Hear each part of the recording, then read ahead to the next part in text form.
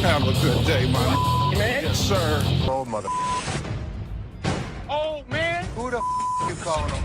Really? You the ugliest two sisters I've ever seen in my life. Just another day at the pawn shop where we've got a mix of decent customers and, well, some pretty pathetic ones. Take this guy, for example. He may seem all laid back, but is he really? What you got here? A watch my grandmother gave me. Wow, this dude received a watch from his grandma, which is pretty sweet, right? But here's the thing. He's convinced it's solid gold and expects a fat stack of cash for it. Well, let's hook him up with the amount he's hoping for. Let's find out. 500. The problem is the metal on it is just stainless steel. Well, the metal on it is just stainless steel, so that's disappointing. But how will this guy take it? Yeah, you see this discoloration on the side? No. You don't see the rose? Whoa, hold up. This dude just flat out rejected it without even taking a peek. Talk about a major red flag, am I right? Less than explain. In between the links were gold plated. The gold plating had rubbed off. The watch had no value. And then this guy's like, can I get someone else to check it out then? Because Les shut down his hopes of getting any cash. Whoa, okay, Mr. Expert. This dude is seriously not happy about it. Value. It does have value. How about your chain? You want to pawn me your chain? Anyway, being the sweetheart that he is, Les brings in another dude for a second opinion, just to be fair. But what happens next is totally mind-blowing and straight up disrespectful. Brace yourself for this one. It's gonna shock you. Does this bozo know what he's doing? Well, I wouldn't really call him names. Seriously, this dude needs to chill and get a grip. I mean, who does he even think he is? Anyway, from that point on, things started spiraling down, and honestly, it's for all the right reasons. 500. Nothing. Stop being a bitch. Now, Les ain't about to tolerate any disrespect, and nobody should. And this jerk is about to experience a dose of his own medicine. And let me tell you, it's not a pretty sight. Check out what Les has in store for him. Give me my mother. Man, come over here and pick this bitch. Oh man, this dude is about to get serious flipping off, I kid you not. You know what goes down with idiots like him? They're in for a rude awakening. You, get him here. Let's go, my man. Have a good day, sir. Have a good Gotta admit, that was seriously hilarious. What did Les have to lose? Nothing at all. But this guy, oh yeah, he got exactly what he deserved. The man just couldn't stop with the curses. sir. Let yourself out. Let yourself out. Oh, you think this was intense? Well, hold on tight because you haven't seen anything yet. Fascinated by weapons, right guys? Guns top the list. Now, picture this. You invest all your savings in a pistol, only to find out it's a fake. Ouch, that's gonna sting. Watch how this man loses himself on realizing that he bought a fake flintlock for $800. What do we got? We have a 1763 French flintlock pistol. Okay. You mind if I see it? Absolutely. Corey is approached by a man with a cool-looking flintlock pistol. This dude wants $1 grand for this pistol. Who can blame him, guys? The pistol does tell some brave stories. This guy is so passionate about the pistol, such that he explains how the gun works. Isn't it always fascinating how people are so interested in these fields? So this man expects $1 grand from it, but things are gonna change soon. The specialist claims that the pistol only costs $75 to $100. Pretty unexpected, right folks? This crushed the man. He saw his life stuck for a while. He couldn't believe anything he heard then. The thing is a fake. Poor guy, he asked again and again for confirmation, but nothing could change the reality. Let's dig more to confirm whether anyone else gets this reality check, shall we folks? Next up, we can meet a kid who demands an unreasonable price for a Hudson Bay Gorget. Gorgets were used during the ancient days by the soldiers. Kind of interesting that people had used many things during the medieval age that still have an impact on the younger generation, right guys? What's going on, son? I've got a Hudson Bay Gorget made probably around the 1700s. Hey, Rick. This young man shows the Hudson Bay Gorget to Rick. Rick immediately recognizes that it's from the 1700s. But is it for real? Let's find out. The small dude asked $100,000 for the neckpiece, which shocked Rick. Just like how we're sitting now. Try to focus, guys. Let's see how the deal is gonna go down. Rick politely disagrees with his demand and gives him a clear clarification on why with proper reasoning. Things heated up as the young man started cussing at Rick. All right. Have a nice day. That guy, I think he just thinks I'm some punk kid. Rick returns the Hudson Bay Gorget politely, and the guy is angry and rude. He finds his way out himself while cussing and being angry at Rick. See, folks, realities are hard to swallow, but that's the way it works. Isn't it true, people? Things are getting more and more interesting as we dig more about these incidents, right guys? Let's travel more. A piece of metal molded into a shape and is attractive. Yes, it's a ring. They are aesthetic and beautiful, but what if it costs $13,000? Let's see what happens during this encounter. One day, a client arrives at Rick's shop claiming that he owns a 1995 Atlanta Braves World Series ring. As the name suggests, the ring was gorgeous and was indeed a pleasure to the eye. The ring was so bright that it almost made Corey go blind for a little while. Let's see how.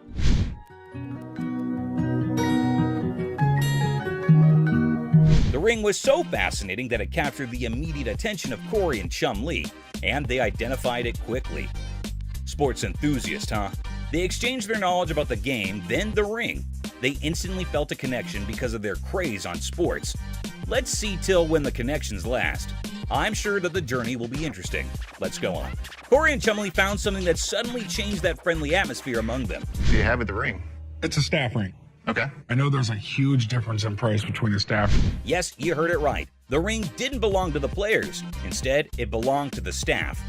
Therefore, it's not the original player's ring. This made the client uncomfortable. They called down an expert to confirm the price and authenticity. Things are about to get more tense. Sit tight, guys. Client claimed that he expects $13,000 for the ring, but the expert confirmed that the ring only cost $800. Shocked, right? Then the client became furious and he claims that he's never going to return to the store for selling anything. He cusses the expert, Corey, and even Chum Lee. It's a portrait coin of Julius Caesar from the month before he got assassinated.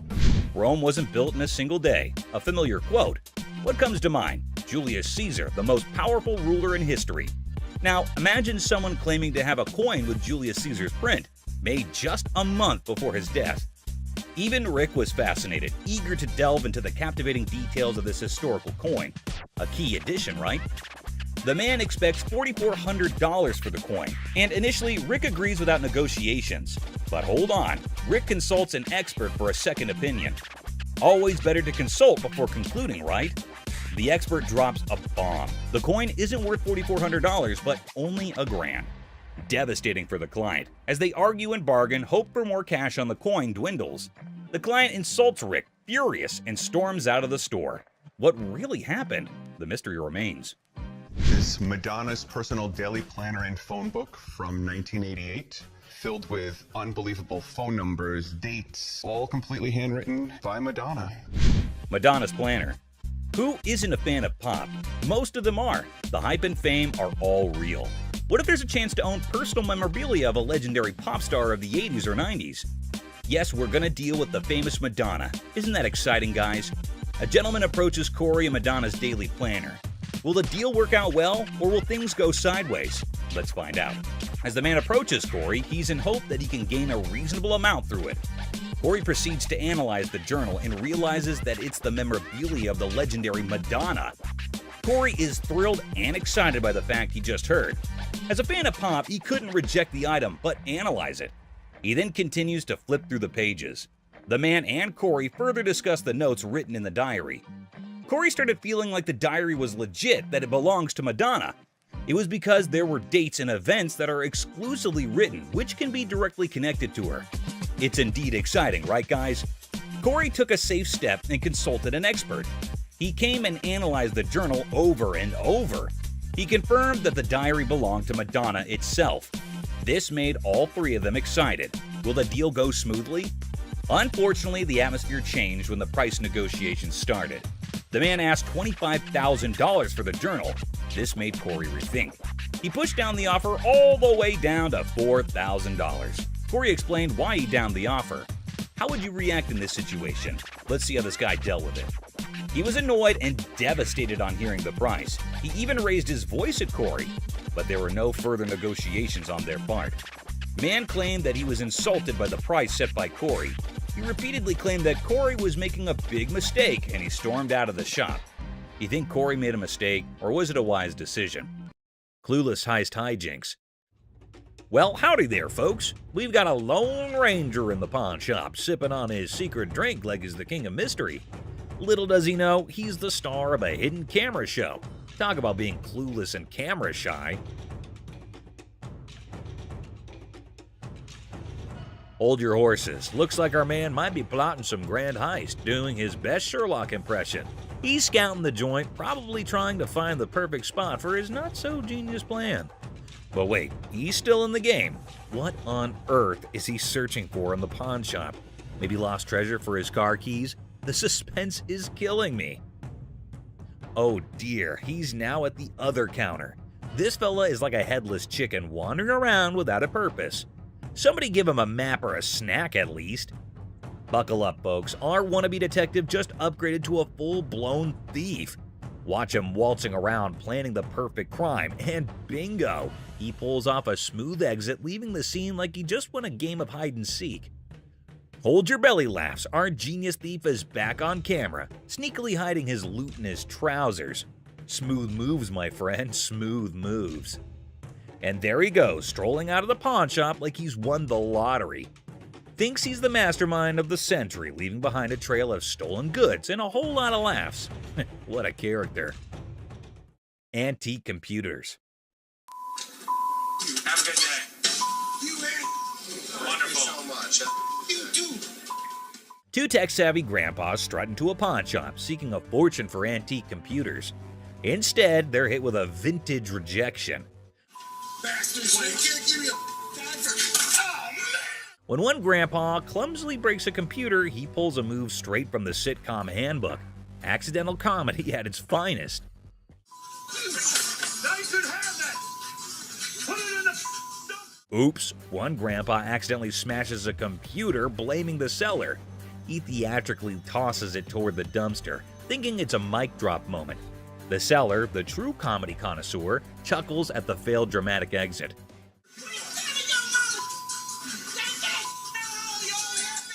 Here comes the queen of sass. A lady emerges roasting the old hillbillies and offering them an A-grade exit.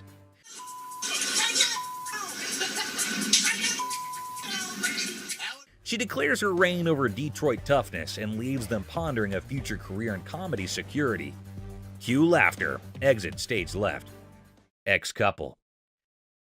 Hello. Hi, how are you? I'm good, how are you? I'm fine. I'm actually looking to pawn these 2 watches. In a pawn shop, a young couple walked in to sell 2 watches.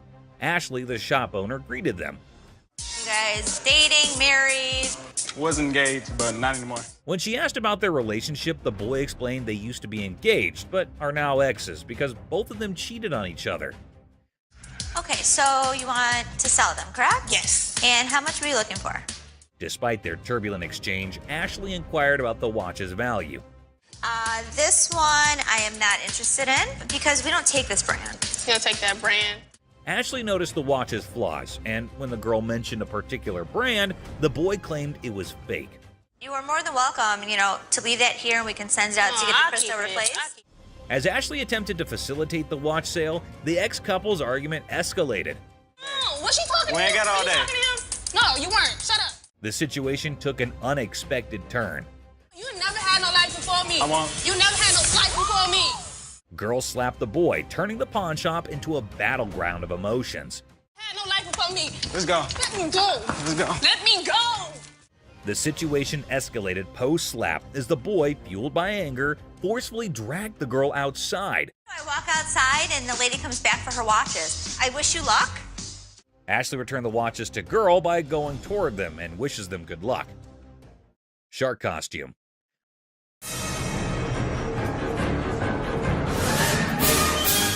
A fantastic character, half man, half shark, enters a pawn shop. Yeah, I'm a professional mascot during the daytime. At night, I'm a dancer. Claiming to be a daytime mask guy and a nighttime dance sensation. $800, that's all I want. This guy is so bizarre. Les, skeptical, questions the shark man about his $900 financial request, leaving the room stunned. Don't they have those in Halloween costume stores? Les dismisses an awesome shark costume as a Halloween costume, but Rick takes it on, turning the pawn shop into a makeshift underwater comedy club, despite Ashley's rejects due to an unpleasant odor. See? It works. $800. Les, a pawn shop owner, is captivated by a customer who demands $800. You're missing a speeder. Oh my God. But when he reveals his naked self, Les's jaw drops. Hey, where's Ashley going with the naked guy? Tom, between amusement and disbelief, Les performs the quickest eviction in pawn shop history, leaving the customer high and dry. Ching Chong TV. Girlfriend's about to fly back home without me. I have no money. It's the only way I'm gonna be able to go. Right. I want $200 for it. 200 for that? A hat-wearing kid strolls into a pawn shop, hoping to score $200 for his TV. The seller, feeling frugal, counters with a generous $15. What brand is that? Ching Chong. The boy, trying to lighten the mood, drops a Ching Chong brand joke, turning a place into a comedy club for skeptical sellers. 200 for that? Yeah. Never gonna happen. 13-inch TVs, I sell them for $15.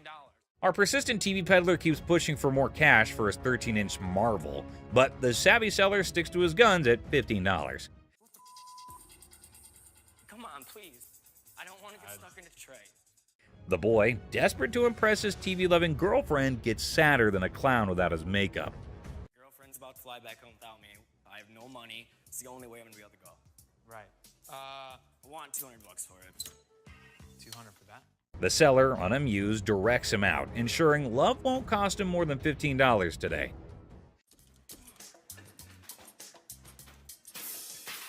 In a fit of frustration, our TV tosser storms out, giving the shop a kicking and throwing his TV into a dumpster like it's a basketball shot gone wrong.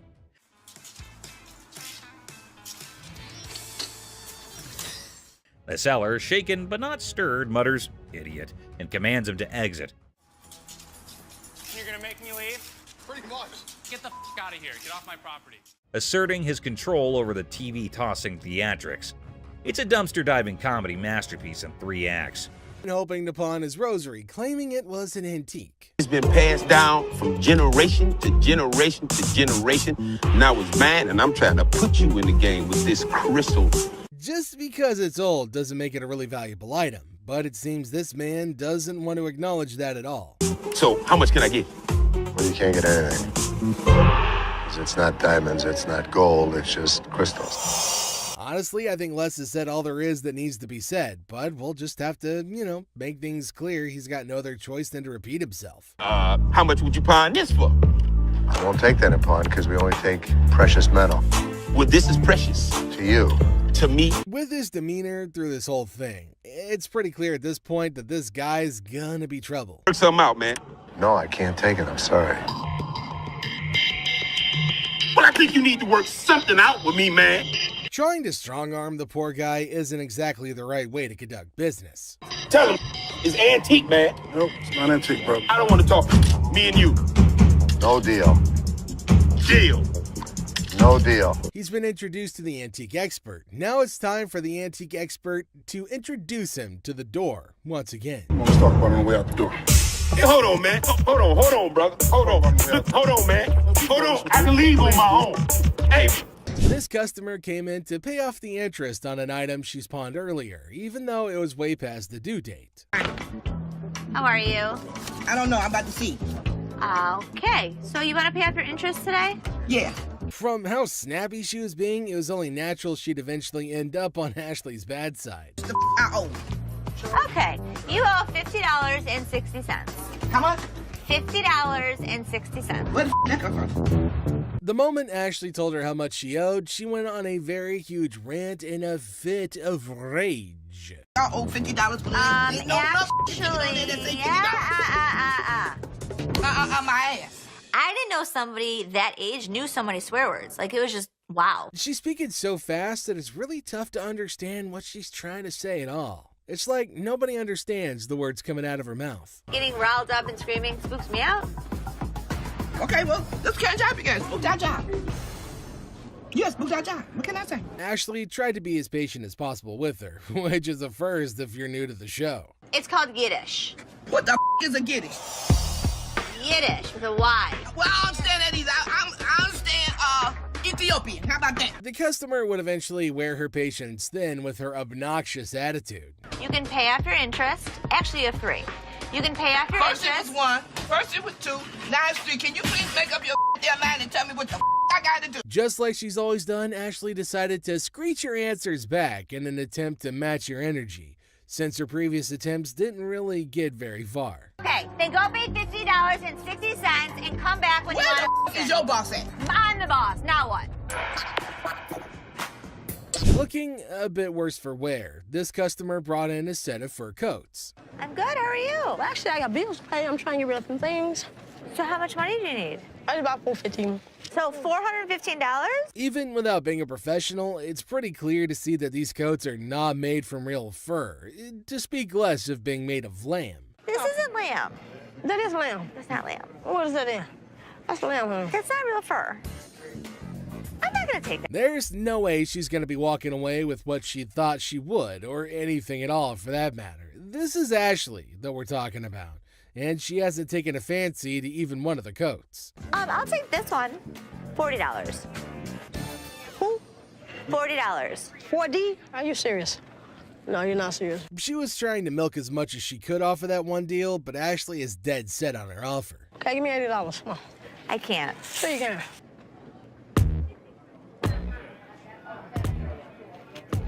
To make sure that things were cool, Byron decided to move closer, the big snuggle bear that he is. Big boy, I like big boys, yeah.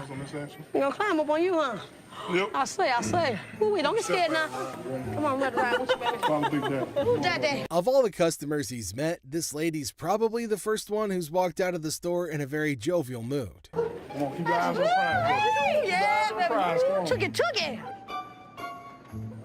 Yeah, daddy. This customer was trying to sell a piece of jewelry that didn't exactly hit the specific weight to make him eligible to get the amount that he wanted to sell it for. It doesn't weigh enough for us to take it. Ain't no gravity in my... That's a pretty bold request that he's made, especially to an employee of said store. He wants me to take my jewelry off and put it with his so I can give him more than $5. $5. $5. I'm sorry. That's all we can go. We're just not interested. $5. We're not interested. Before he can hold everyone else up, Les manages to get him away from the window. Thank you. So I can't get nothing for it? Nah, Ain't nothing gonna work? We're not interested. Ain't nothing go with it.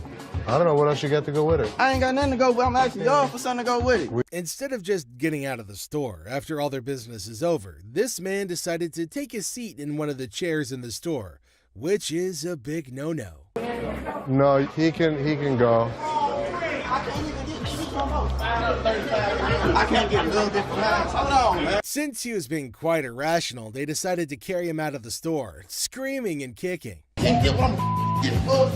That's good. That's good. Let's go with the game. The customer decided to bring a stereo that she'd gotten from the store that wasn't in absolutely perfect condition like she thought it would be. You bought this here? Yes. We just want our money back. The problem is I can't give you a refund. We just don't have that option. I can give you anything else that you want to use. It's not a problem. Things would have gone quite smoothly if the customer's brother, who decided to tag along, didn't try to complicate things. That's much more than that. Man, that's not cool, man. We want our money. They sold my sister some broken merchandise. I don't see no point of pawn shops anyway. It's pretty clear to see that they can't get a cash refund. After all, it's in the fine print. But this man remains obstinate with his absurd demand. Well, the problem is we don't refund. That's right on your receipt. So if you'd like to get something else, I have no problem with that. We want something a whole lot better than what we got. So you want to spend more money? Since the customer's brothers made it clear that he plans on making a fool of himself, Les decided to give him a chance to make a choice, or an ultimatum to be precise. You don't want this. You can take this stuff. Sir, listen. Don't shine. Listen, sir, no. I will be forced to have you What you leave mean for? Who gonna do so? Immediately after Les gave him his last chance, the man made his choice, which can only mean that he'll be getting himself a one-way ticket out of the store. No. I don't. Hey, why don't we come over on this side? Let's come on over on this side. Why don't we come over on this side? You be like that, man. They tried to escort him out as calmly as they could, but the man just wouldn't let up. Now, come on, man. You don't want to be stupid. They'd eventually reached an agreement and the repair was underway, but the man decided to burst in once again to cause a scene. No! Get off me, man! No! All he got in return was his forceful removal, despite the fact that he was kicking and screaming like a little baby. Thank you very much. All right, man. I come here all the time, so you just gonna mess it up for me? I've been thrown out of better places. After standing around for quite a while, this irate customer had a lot to complain about. Been here for 2 hours, man. Then they got 11 windows. You got two working. How you doing? I'm finally here, you know what I mean? I've been in the line for like 2 hours. He'd managed to get his hit in, but Ashley decided to remain professional through the whole thing, so they could finish up on time. You'd get out of here a lot quicker if you Hold on, signed what is it. this? What is this? What is what? This ain't what he told me he was gonna give me. What did he tell you he was going to give you? Ashley wouldn't just try to give the man that amount unless that's what has been agreed upon and printed on his slip. You're not getting 400, you're getting 110. Okay, well, you can't give me my 400. Sign that, and I'm then I'll not give you your saying money. You know what? Sir. See, you the type of motherfucker I've been caught outside and cracked you upside your head. I'd say that's definitely a threat if I've ever heard one, and the people in American Jewelry and Loan don't exactly take kindly to threats. Listen here, I'm a Go pimp. out front and get I'm your a back. pimp. Go I'm a out real front pimp. I'll and put get you your on. back. I will put you on. Go Hold on. out You don't gotta front walk and up get on your me. back. Don't step up. Ashley had definitely had enough of this man and his mess, so she decided she wouldn't be handing him the money that he wanted. Son, Get your you gonna talk to me. You gonna talk to me with some respect. I got more women on the street out here hustling, doing things for me every night, every day. The man clearly didn't take the rejection lightly, but with the security team there to keep him at bay, all he could do was talk up a storm. How y'all gonna put me up out this motherfucker, man? You feel what I'm saying? I know you just doing your job, big dog, but I drive with BMW, man. This customer is probably the funniest yet. She came in wearing the merchandise she was hoping to sell. How you doing? I'm good. How are you? I'm Shannon. Hi, Shannon. How much would you give me for this? How much you want? At least 1,000. Les's offer seemed quite little to this customer, who exclaimed greatly just to show his displeasure with the amount offered. I can give you 100. 100 for this motherfucking coat? I want more than 100. How about 100? How can she expect him to trust her judgment on the price? She doesn't even have an inkling of what the coat is really made of. Ma'am, You got me up. it's Fox. This is a rabbit, a bird, whatever the I want it to be. They decided to just troll her as hard as they can because they could. You gonna give her more than $100 on that? I'm gonna give her more than $1. What the $1? Hell. Who the is he? He's my fur expert. The lady refused to take this blatant rejection well, so she protested against it, causing a scene in the process. You my security too? There you go. Oh! Y'all motherfuckers don't know who y'all went up in here. Bobby J had to attend to these customers who were in the market for a ring. I'm gonna pose my boyfriend. Tomorrow's our 6th anniversary, 6 years anniversary. Really? Yes. With jokes being thrown around and the likes, you'd have thought things might just end differently from the others this time. Okay. So what size? Do you know the size that he is, or ring wise? I thought you was talking about that size. I was like, that is too personal now. No, I'm not. Bobby tried his best, putting them through as they went round checking the set of rings they had available at the store. Now I gotta practice now. I'm gonna pretend like I'm close to you, okay? Oh. That's pretty uncomfortable, but for the grind, Bobby had no choice other than to offer himself up. Now, Tay, we've been together for a while. Will you marry me?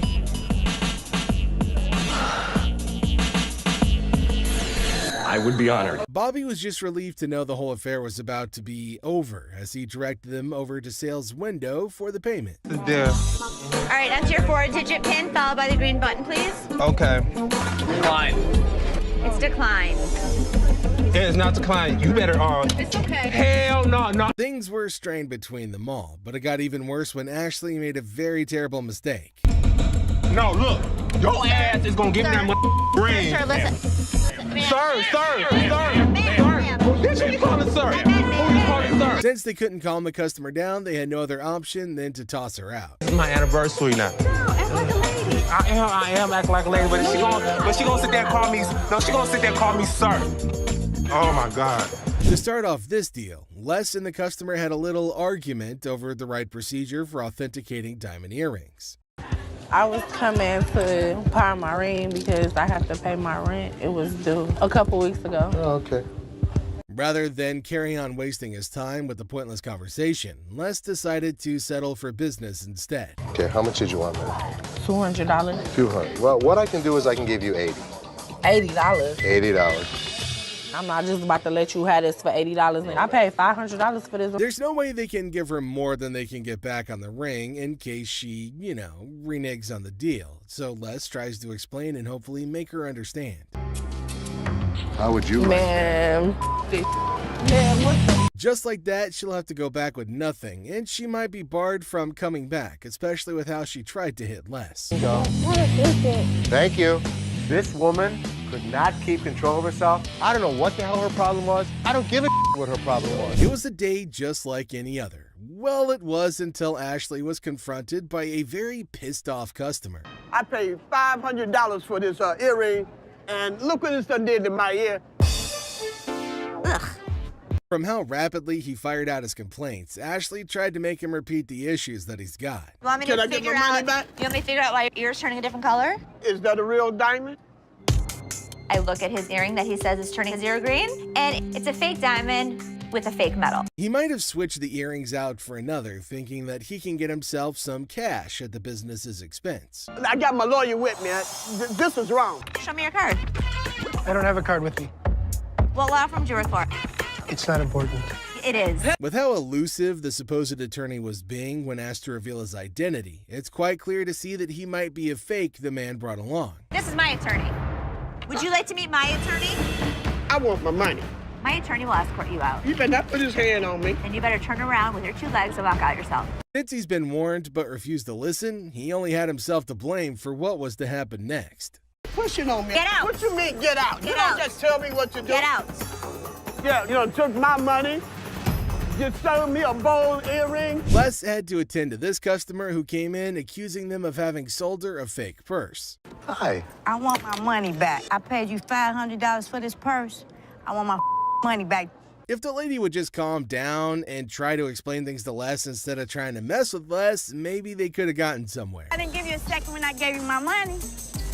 Ma'am, I'm trying not to really You lose took my control. money and I won't. Show me the receipt. Well, she managed to calmly explain things to Les this time, which he couldn't be more than grateful for. This is tarnished. You know what that stands for? What is MK? Lighting a cigarette in a store filled with items that could easily be set ablaze isn't exactly advisable, and despite their attempts to get her to stop, this lady remained obstinate. Get your hands off me. I'm not. Put your cigarette out. Put it out. Get your hands off me. Put your cigarette Get out. your hands off me and I'll put it out.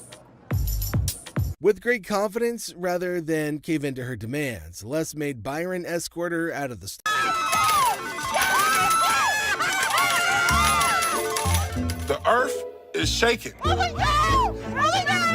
The ground is moving like... A mother and daughter who thought they had won big at a slot machine in the store, an aspiring singer trying to build her own fan base with the wrong crowd, and a guy who thought he could get a job when he just showed up for the first time. These are the biggest clowns. And finally, down to the #1 worst customer. This customer was being disrespectful and disgusting at the store, and someone finally put him in place. Whew! You understand that? I got you. Don't with my kid. I'm sorry, man. You don't with my kid. He walks in and notices a table and immediately just announces to no one in particular that somebody needed to come to help him out with it.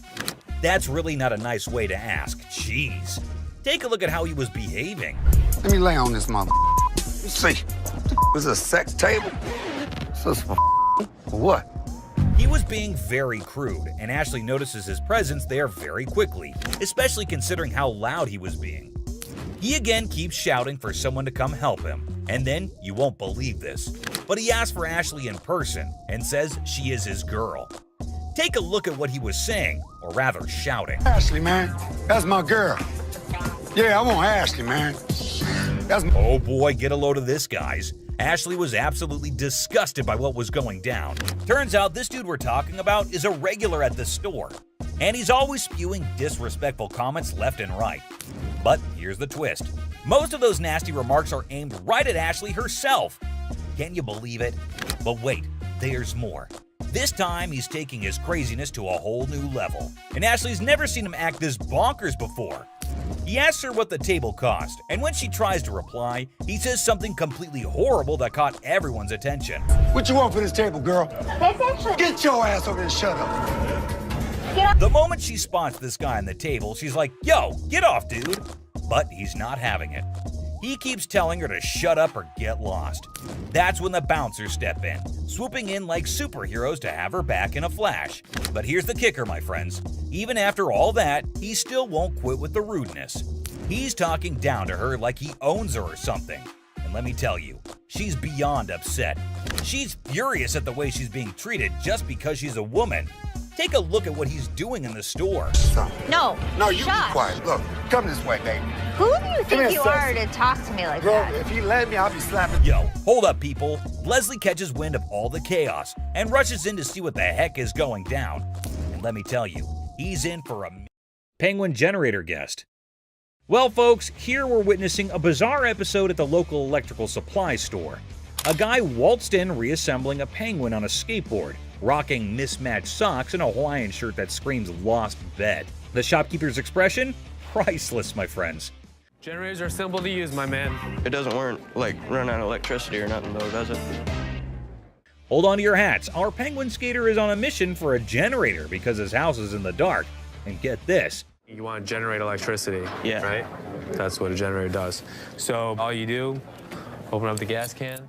He needs power for his rare rubber ducks. The shopkeeper, baffled as if an alien just offered him moon rocks, points to the generators. But wait, our penguin is more lost than a fish in a chess game.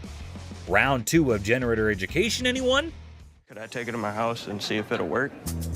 What? Like, go to my house. We don't allow you to try it out at home. After a reluctant re-explanation, our penguin's eyes light up, as if witnessing a magic trick or realizing he only has $500. It says 900, but I don't have 900. What do you have? I only got like 5. 500? Yeah. Negotiation time, folks. It's like a Shakespearean drama with more dramatic moves than a game of charades at a circus. This is ridiculous, dude. I mean, I'm overpaying for it. I only got 5. You ain't gonna help me? If you want to buy this, I'd be more than happy to sell it to you. Just when you think a deal is in the works, our penguin suggests a home trial. Will the generator vibe with his living room? Shopkeeper's not having it, thinking he's in a reality TV prank. You want to buy it or not? I want to borrow it at least. Borrow to see it? what the f work. Give me $700. You can borrow it indefinitely. Cue the chaos. Security guards swoop in, dragging our penguin out like a grumpy rock star exiting the stage. Oh, you want to bet? Excuse me. Have a good day, sir. Hell no. No. Have a good day, sir. No. And there he goes, leaving the bewildered shopkeeper questioning the sanity of humanity. Who knew buying a generator could be this wild? Man, I ain't never come back to this ass store. Promise? Hell yeah, I promise. You Thank promise? you. Gun desk. Today at the pawn shop, a lady brought in a mysterious desk that moonlights as a gun desk. A desk with a concealed firearm. She's clueless about its value, but is selling it like a quirky antiquity. If danger strikes, just push the button and file your stress away. Where in the world did you get this? I got it in an estate sale. I was just looking for a nice little desk to put a guest book on. Apparently, the lady got this gun desk from an estate sale, thinking it was just a cute desk for a guest book. The seller's reaction? He's seen hidden guns in everything. Swords, canes, cameras, but a gun-disguised desk? It's like 007's DIY project gone wrong. You're really not going to stop anybody if you shoot him in the thigh with a small 22 like that. Well, it's not even a regular 22. It's a 22 short or something it looks like. The pawn shop seller, baffled by the antique gun desk, insists on a buddy inspection to verify its age. The buyer, eager for the coolest desk ever, is like, where's the gun though? Antique furniture shopping needs gun control comedy. This thing is a gun. You press there's the trigger. That falls down, hits the hammer. The bullet flies out this way. The second seller is utterly perplexed by the gun desk, questioning its practicality. He's pondering who would buy a tiny desk with a hidden firearm. Meanwhile, the buyer's probably thinking, well, it's the perfect desk for a high-stakes game of hide-and-seek.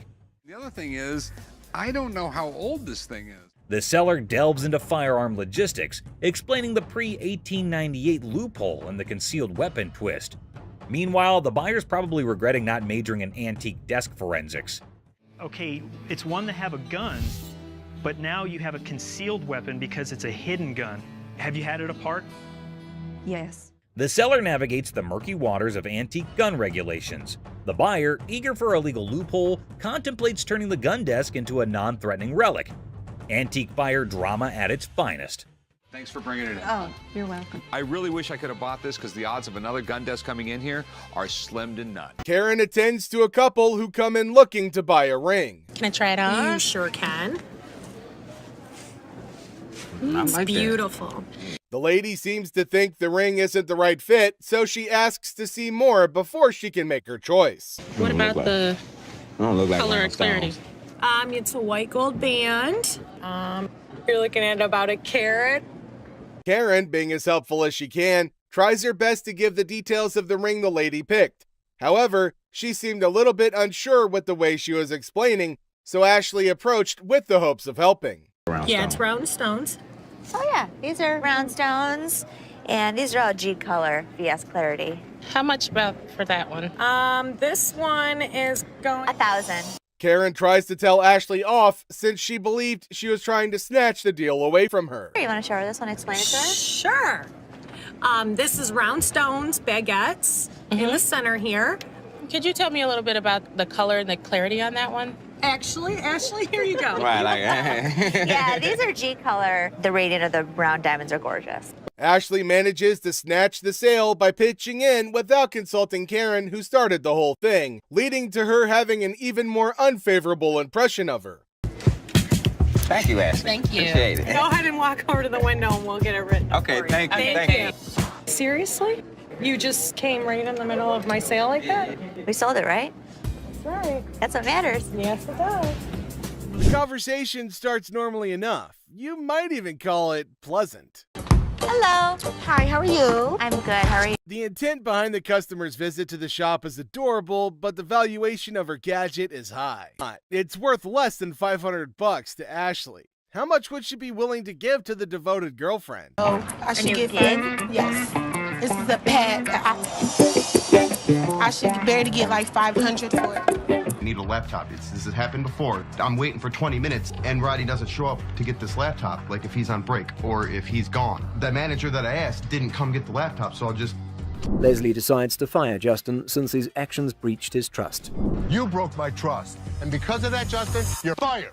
I don't know if Justin did steal anything, but you can't have people that you don't trust. This attends to a very strange customer who walks into the shop with an imaginary companion. A man walks into the shop with hopes of trading in his faulty phone for another. Hey, what's up, dog? How you doing? Well, I just got this phone that I bought here like 2-3 days ago, and... Get the hell. Without any evidence to back the man's claim, Rich asks him to take his lead. These phones right here, what about that one right there? Did that one work? Of selling a fake item to her. Hi. How you doing? Good, how are you? I asked for a chinchilla scarf. Yeah. And you sold me a rabbit. This is like chinchilla to you. How much did you spend? Do you remember that? I know I spent the grip. Grip. Ashley tries to get a handle on the situation at hand. Okay. How do you know it's rabbit? I guess my girl told me. She threw it back at me and told me this ain't chinchilla, this is rabbit. After the customer revealed how she came to the conclusion that the item was a fake, Ashley denies having sold the item to her. I didn't sell you this. You sold me this. Do you have your receipt?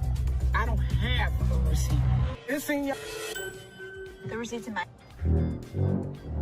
To confirm if she really bought the item from the shop, Ashley asks for a receipt. However, the woman maintains a confrontational stance. You sold me this real. I ain't leaving here until I get money back.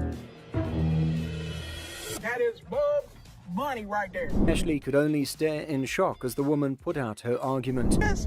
Look at it. It's flying through there. Look at that. Ain't nothing chinchilla about it. I want my money now. Take that home if you want to. But I want my money, that's all. That was nice on you. Well, Byron tried to escort the woman out of the shop before the situation got worse. man, I spent your money up in this bitch. Why you so violent, girl? Go on up out of here. Try to be nice to you. Now you're gonna leave it? You wear that. Two ladies walk into the shop, heading over to the redemption section of the shop to reclaim a ring they'd allegedly bought. That's my ticket, and I found my ring. This isn't our ticket. What do you mean it's not your ticket? Tap. That all stupid folk read, right? The employee attending noticed something wrong with the pawn ticket they brought in immediately. Say something. Les decides to head over to confront the woman who had taken to harassing his employee when she failed. First thing in the morning, and this customer just decided he wanted to mess with Les. What the hell's going on? Hey, man. Need some money. I got kicked out. My mama kicked me out last night. Les saw him when he picked up all those items before bringing it over to meet, so he definitely thinks he could take Les for a fool. Where did you really get it? My mom's basement. Tell me where you really got the vacuum. My mom's basement, man. Where do you think I got it from, fool? With how bold this guy's being, even going as far as insulting him, Les couldn't help but get even more furious than he already was. You think I'm that stupid that I didn't see you pull the off the floor? You, what are you gonna do? What are you gonna do about it, bald-headed? It's hard to believe Les actually let him stay that long. Normally, his security personnel would have yeeted the piece of crap out on the lot. Get out of my store. You understand what I just said? What are you gonna do if I don't? Do it. Keep walking, buddy. Well, he screwed around and he found out the hard way. Bet he's not going to think about doing that again anytime soon. You start stealing stuff from my store, it's time for your ass to be thrown out. Oh, your pants are falling down, buddy. Ashley makes sure the angry Karen leaves the pawn shop, but she doesn't do so quietly. Ma'am, I just bought this TV. It's broke. No, I don't. When'd you buy it? I bought it yesterday. Yes, I did. I need you to give me my money back. I don't know if you bought it from us. But you owe me for my DVD. Where's your receipt? I don't. Do I need to get louder? No. Why not? This woman starts trouble when Seth refuses to change her TV. Excuse me. Who do you think you are? I don't need your help on this one. Thank you. Mom. Excuse me. Hey, excuse me. Excuse me. Huh? What you do that for? Unreal. Anger management. She doesn't last long in the pawn shop, and she even broke the TV more for some random reason. Look at her watch. Absolutely. Is that a ladybug? It is. Yeah, that looks kind of nice. Full cut stones. Give me a second. Okay. Mother of pearl dial, like I said. Man, same old, same old. What's going on? Excuse me? Don't you get paid by the hour? Trying to rush people? I'm not trying to rush you. You are trying to rush me. Get the watch back out. Don't try to play me. Seth and this customer can't seem to get anywhere in this transaction because she's texting. No, I'm not You laughing. laughing? You laughing? What's funny? Are you mental? Menthol? Mental. Oh. Do you see this phone? Do you see me texting? I can slow down. Yeah, please slow down. I am texting at me like I'm crazy. What is crazy to you? I ain't crazy. Yeah. I'm a VIP. You better recognize. Have a good day, man. Ooh, you have a good. Byron, Who owns it's time this for her to place? go. I'm trying to buy a watch. Don't be pushing me up in the flopping. Please. Pay attention. I ain't got time for this. You know what? She got outside like a damn transformer. Wing flew off. She saw the Iron King starter king. It was terrible. Don't forget about the wing. Have a good day. Leave me alone. The woman gets worked up about her texting. This leaves Seth no choice but to send the woman off the premises. All right, gonna redeem this. Okay, actually, this was pulled. Pardon me? It was due on the 2nd.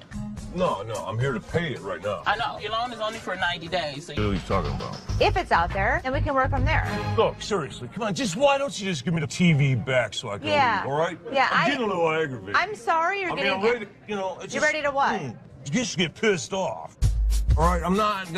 Seriously, no. Seriously. Yeah, seriously, I want to just get it over with. What are we gonna Come get on. over with? I want to get my TV. What you can do is you can go buy a TV. You know what? I'm getting. You sound just like him. I'll put a big ass flyer in the street. I'll make up signs. Well, American jewelry alone sucks. Looking like Nick Nolte after hanging out with Charlie Sheen for 3 nights. Go on somewhere, man. The guy wants his TV back, but he's past due. And it's really hard for this delusional man to Me. Have a good day. I'll be back. The irate Karen tries to take matters into her own hands, but ends up getting thrown out instead. Hello, my wife. Oh, y'all don't want to. She gonna try to take a call because we won't give her TV back. I think that's an even trade.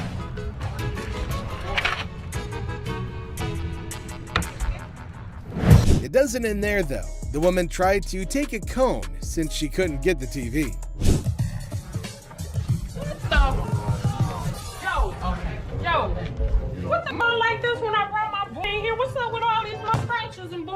please get some Windex. You go get me some other Windex and some tissue, and let's do right. And wipe my laptop down. You better give me that Windex. They not doing that. Yeah, I couldn't believe she was going off because her laptop had a couple of spots on it. She probably missed her breakfast. Oh, stop, man. Don't come in here like that, dog. You looking all retarded and you stupid on your job. You ain't gonna walk up on me. Get out of the way. You want Delusional customer rains insults on Joe when he can't help her clean her laptop. you crazy. You don't realize who you messing with. I did not see you again in that video. I'll hit you on my truck. Look at this. All this dust and stuff. This my sponges, and I shouldn't even have to do that. You think I'm gonna do business here again? Yeah. When I was standing out there and I kept telling you to move away, you're walking back at her? Why are you doing that? Get away. When that happens, remove yourself.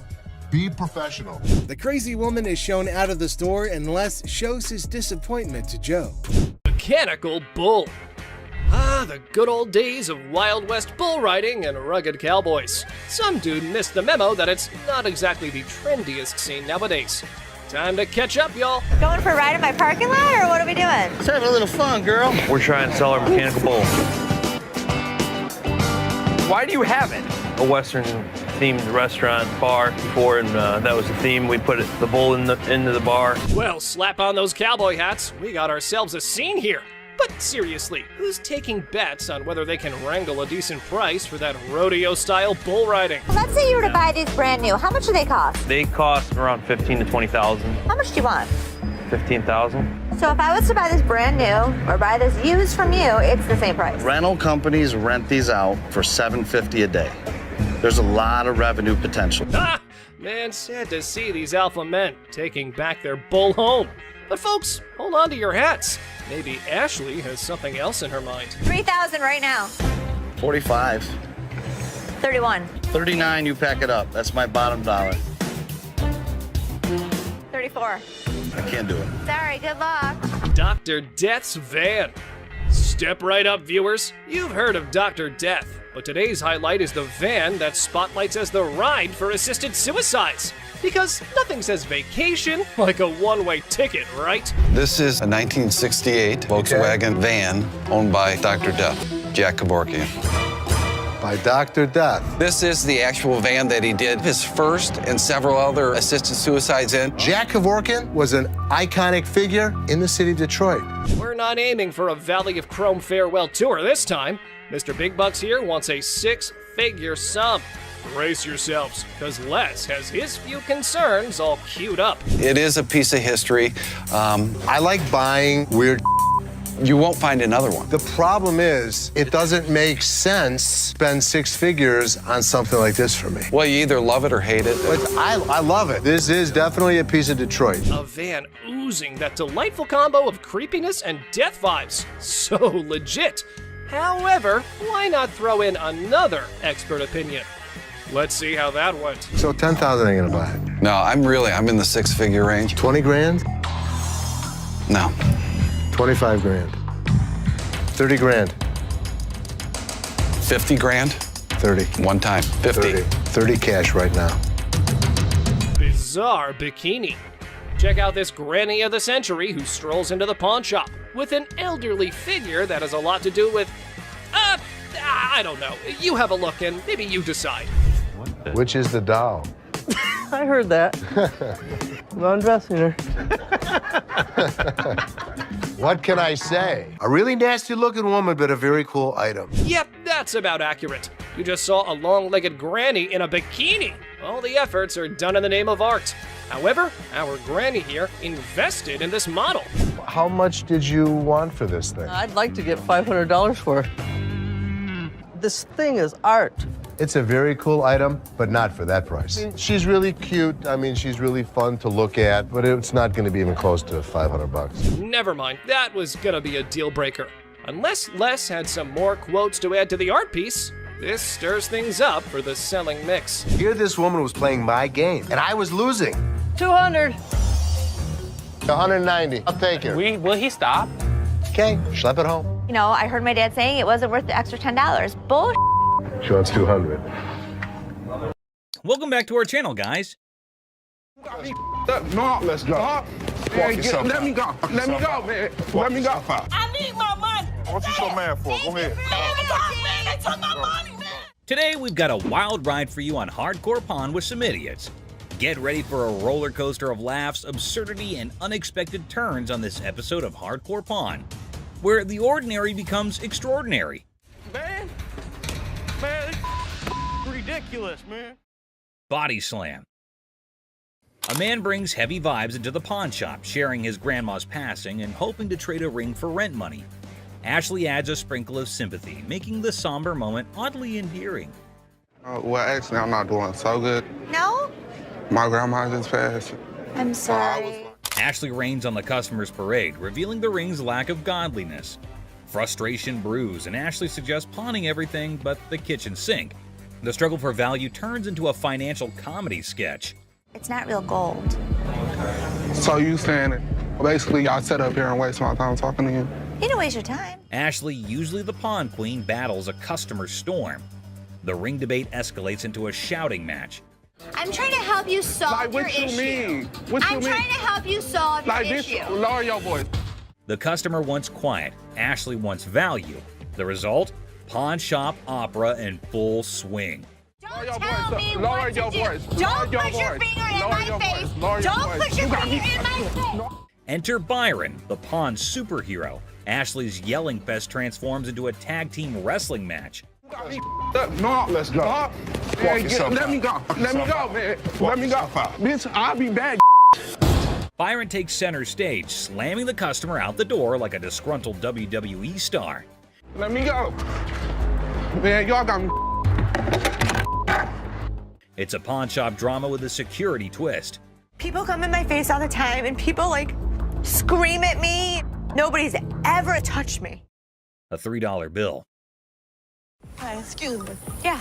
Hi, I'm looking for a watch, maybe about $100. I got $100 to spend. Well, look at this drama unfolding in our favorite pawn shop. A woman struts in like she owns the place. The owner, trying to impress her, showcases some bling, and she's all ears. It's like a weird dance of possessions. That's really pretty. It's really Looks pretty. good on you. That was 100. 100? I'll take it. Okay. Things are heating up. The woman, feeling all high and mighty, wants the pricey watch. Negotiations are on, and after some back and forth, she says yes. Cash time, right? Wrong. Now we add tax on that. It's gonna be 106. All right. Here. Hold up, the plot twist is here. She pulls out a gift card worth $100 and thinks she's the queen of the pawn palace. The owner's face? Priceless. She's like, lady, are you serious? These are not our gift cards. What would you call it? These are preferred customer. No snap. The owner ain't buying it. He accuses the gift card of being faker than a $3 bill. Trauma alert. The woman's in denial, insisting it's legit. This is better than a soap opera. Apply $100 on it. That is not our gift card. And now, ladies and gentlemen, we've got a full-blown showdown. The owner versus the woman. It's like a bad reality show. She's trying to swipe that card. He's not having it. Cue the verbal fireworks. Okay, Well, you, what is I'm she not gonna about to swipe? lose, Hold on all one right? second. Let me explain this I'm to her. not about to lose. I want the watch. Turn around and swipe. The tension is thick, and so is the irony. The woman's yelling, the owner's smirking. It's like a comedy sketch gone wrong. This fight is going in circles, and I'm here for it.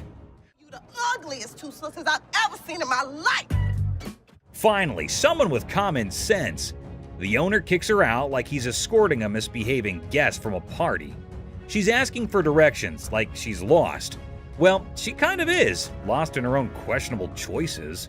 I'm gonna get my money. Hey, Byron, show her where the money's at. My money. He's gonna show you where the money's at. As she's thrown out, she's hollering about fraud and wanting her money back. Lady, you tried to pull a fast one, and now you're left with nothing but echoes of your failed scam. Better luck next time, or not. Go ahead. Man, they took my money, man. Somebody want $100. Penguin generator guest. Well, folks, here we're witnessing a bizarre episode at the local electrical supply store. A guy waltzed in reassembling a penguin on a skateboard, rocking mismatched socks and a Hawaiian shirt that screams lost bet. The shopkeeper's expression? Priceless, my friends. Generators are simple to use, my man. It doesn't run on electricity or nothing, though, does it? Hold on to your hats. Our penguin skater is on a mission for a generator because his house is in the dark. And get this. You want to generate electricity, right? That's what a generator does. So all you do, open up the gas can. He needs power for his rare rubber ducks.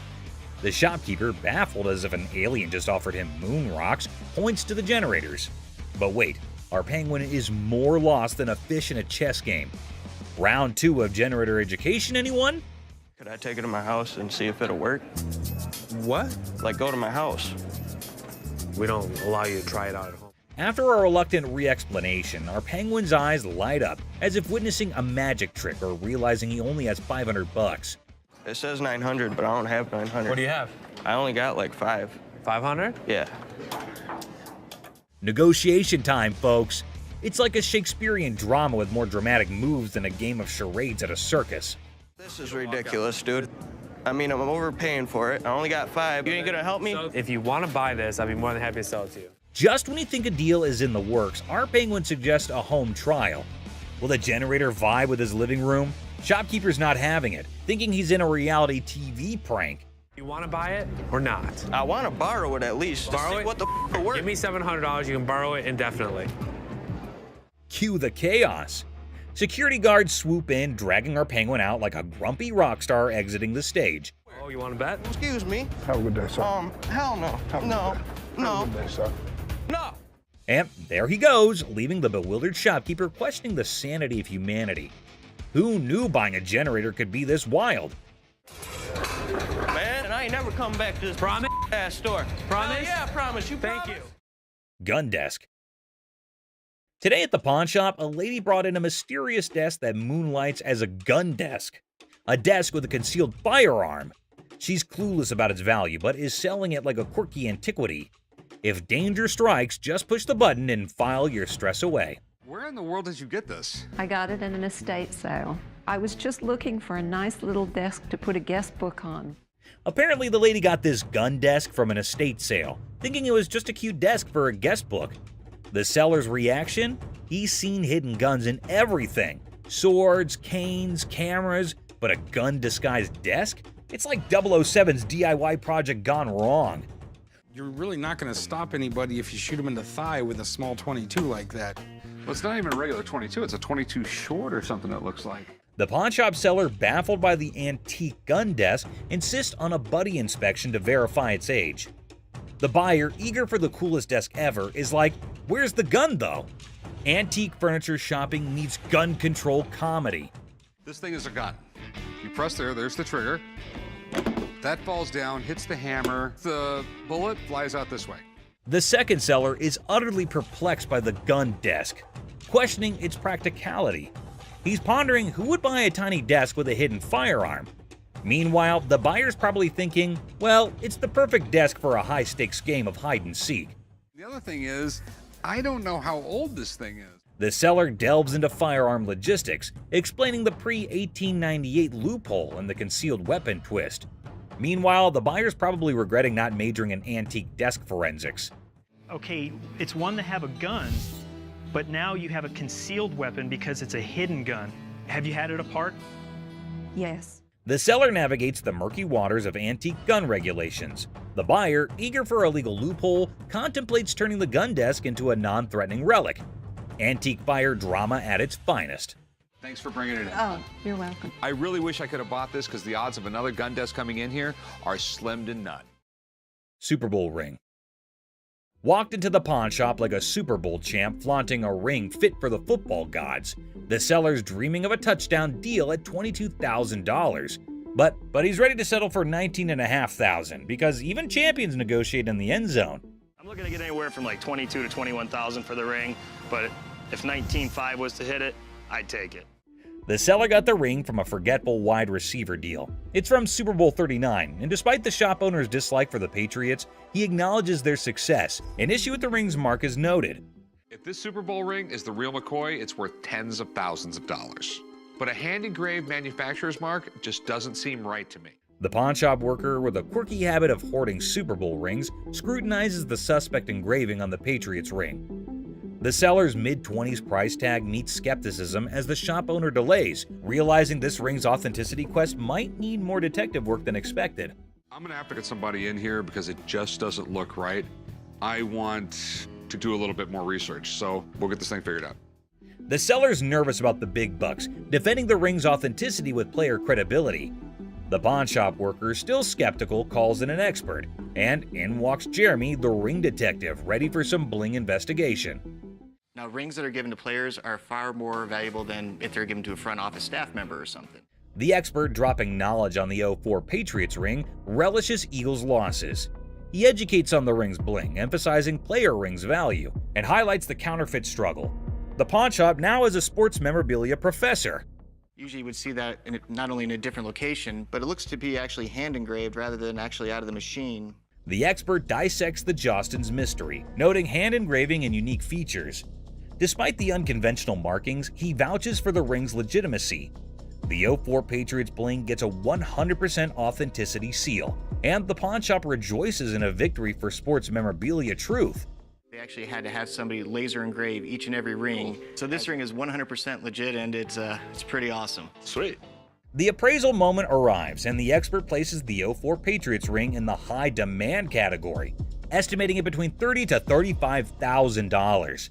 Super Bowl rings from players such as this sell from about $30,000 to $35,000. Nice, nice. The seller, aware of economic woes, starts at $22,000, but the pawn shop owner, considering the long wait, bargains at $18,000. Negotiations roll with a counteroffer of $21,000, reminding the seller you don't have anything like this in your showcase. The ring dance continues. I go 21. You don't have anything like this in your showcases. I know you have a Patriots ring, but you don't have that Patriots ring. After intense haggling, the 04 Patriots ring lands in the pawn shop owner's possession for $20,000 cash. Family banter erupts over the new addition, turning it into a $20,000 paperweight threat. The ring battlefield unfolds. I'll give you 20 grand. Pass. 20 grand. Cash. $100 bills. Just because I need a Super Bowl ring for every one of my fingers. Deal. Deal. All right. German spy camera. At the start, the speaker enters a pawn shop and introduces the item, a 1950s German spy camera reminiscent of something out of Inspector Gadget. The brief mention of Inspector Gadget adds a touch of intrigue and playfulness to the scene. So how's it work? You adjust these little dials here depending on what you're trying to take your photo of. The focus shifts to the camera itself, identified as a Minox 3. The speaker highlights its compact size, likening to a cigarette lighter. If you give a 10-year-old a camera and say it's not just a camera, it's a spy camera, it probably got you out of your parents' hair for a couple hours a day. Oh, yeah. The customer expresses the purpose of their visit to sell the 1950s Minox 3 spy camera. The stated price expectation is around $150, indicating the perceived value of the vintage device. With all this on there, it makes it completely illegal for me to have anything to do with it. Chopper loan negotiation. So how can I help you? Yes, I got this. I can help him. I got it. How do you think you know more about silver than I do? I know how to price it. I know exactly how to. In a high-stakes confrontation at a jewelry counter, emotions flare as two individuals argue over expertise. Tensions rise with each claim about pricing silver, creating a chaotic scene. $30,001. No, it's not the $1. 30 grand. I'd like to say yes. Listen, 40 or 20. Let's slip a coin. The scene shifts to a pawn shop where negotiations over a custom-made chopper motorcycle take center stage. The owner seeks a loan, facing financial struggles and desperate circumstances. What are you doing? What you got? See if I can get a loan on my chopper. It's a 113 motor. The motor alone was $7,000. The stakes rise as a coin flip determines the fate of a $20,000 loan for the chopper. The tension escalates, showcasing the unpredictability of financial decisions and the impact on the customer's life. I've seen a lot of motorcycles come in here, but I've never seen one like this. Okay. I need about $10,000. The focus shifts to the custom chopper's specifications and sentimental value, highlighting the emotional connection due to the brothers' craftsmanship. The negotiation becomes a delicate balance of compassion and financial reality. On a loan, about $5,000. Paying off both, or I mean? 5,000. I'll go 5,500. All right. Deal. All right, we'll get you 5,500. The episode concludes with a deal struck at $5,500 for the motorcycle. Despite falling short of the initial request, there's a glimmer of hope for the customer, bringing a mix of relief and uncertainty. Misguided price pursuit. Look at that. Is it real? You gotta pull this. Pull that. Try pulling that. I don't know how much that is. You got nothing. Two black women enter a pawn shop and discover a game machine. Excitement turns to disappointment as they realize it's for entertainment only, not for winning real prizes. This is a toy. That's a toy. It's a toy. This is here for the manager. I'm the man. Nice. You're not gonna get it. The atmosphere intensifies as the women express their displeasure, demanding a prize from the machine. The situation escalates and the guard steps in to address the misunderstanding. Let's go out. Let's go. One just keep walking, man. Keep walking. Don't tell me what's going on. Come on. Y'all out of order. The conflict peaks as the women continue to argue for a manager's intervention. The guard ultimately expels them from the pawn shop, concluding the incident. Bubble hockey. Bubble hockey. Detroit Classic. I'm thinking $2,500. How much did you pay for it 10 years ago? $3,500. A pawn shop encounter unfolds as a customer eyes a bubble hockey game. Negotiations kick off with a customer seeking $2,500, but the pawnbroker questions the value. Under $1,000. Maybe we work out a little game. Winner gets the price. 900 if you win, 500 if I win. Oh, can't do it. The negotiation continues with the pawnbroker proposing a lower price, suggesting a gaming duel to determine the final cost. The customer hesitates, seeking a higher amount. $100 out of this thing. 16 you win, 400 I win. All right, I win $1,600. The game begins and the customer dominates the bubble hockey match, securing a convincing victory. The pawnbroker acknowledges the expertise and adjusts the evaluation accordingly. Let's go. I know I'm gonna win this bet. These aren't those $1,200 ones? The conclusion sees the pawnbroker acknowledging the high value of the game, recognizing it as a genuine classic worth $2,500. The customer prepares to complete the transaction. Wrestling trunk triumph. We have a champion item for you today. I think I got your new bathing suit over here. I don't think that's my size or my style. The episode presents champion-level memorabilia, wrestling trunks worn by Titus O'Neil during Money in the Bank. Banter between the pawn shop staff sets a lighthearted tone. Well, these are wrestling trunks. Okay, are they worth anything? So where did you guys get these? From a buddy of mine shortly after the show. Negotiations unfold as the seller details the trunk's origin, worn by Titus O'Neil and his college football background. Price discussions ensue, involving humor and strategic bargaining. Oh, how much are you looking to get? 1,800. Are they worth that? What do you think about 800? What about 14? Money at $1,000. Go for it. You have a deal. All right. The negotiation reaches a climax as Chumley proposes $800, leading to an amusing wrestling-themed banner. The final agreement settles at $1,000, and the seller agrees to the deal. Right. And you sure this is like real and everything? Yeah. But you're sure they're real? 110%. Concerns about authentication arise, with reassurance that the trunks are genuine. Rick, the pawn shop owner, decides to break even on the purchase and seeks dinner in return. I'm gonna go look at stuff I understand. I thought you might want to put this back in your collection. Absolutely. It was my first WWE Championship match, and I won the Tag Team Championship. Titus O'Neil makes a surprise entrance at the restaurant, sharing the backstory of the trunks and their historical significance. The emotional reunion adds a personal touch to the transaction. We bought them for $1,000, so if you just let me break even and give me dinner, I'm good. Got me a little black bag and everything. The episode concludes with Titus O'Neil expressing gratitude, and the pawn shop staff excitedly anticipates dinner. The atmosphere remains lighthearted, emphasizing the unique experiences of the pawn shop. Gunfire and negotiation. And it was handed through the generations to me. What are you trying to get out of it? I'm looking for $50K. 50,000. 50,000. Corey introduces Alex to Craig, who has a fascinating antique wheel lock gun. The guys are amazed by its rarity and history, and Alex is about to share some cool facts. Man, this is stunning. Dating from about 1600s. I've never seen anything like it before, but he's asking $50,000. Alex dives into the history of the wheel lock, revealing it's a German-made firearm from the 1600s. Craig is nervously considering a $50,000 price tag. Alex suggests a test at the range. Yeah, this is special. I love this wheel lock. And you still want 50 grand for it? Absolutely. After research, Alex discovers that the gun belonged to a Prince Archbishop's personal guard.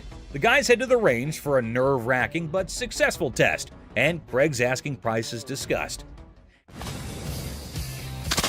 Nice! What do you think it's worth now? I think it's $40,000. In a quirky twist, Corey notices devil emoji targets for a gun designed to protect a Prince Archbishop. The gun fires impressively, and Alex estimates its value at $40,000.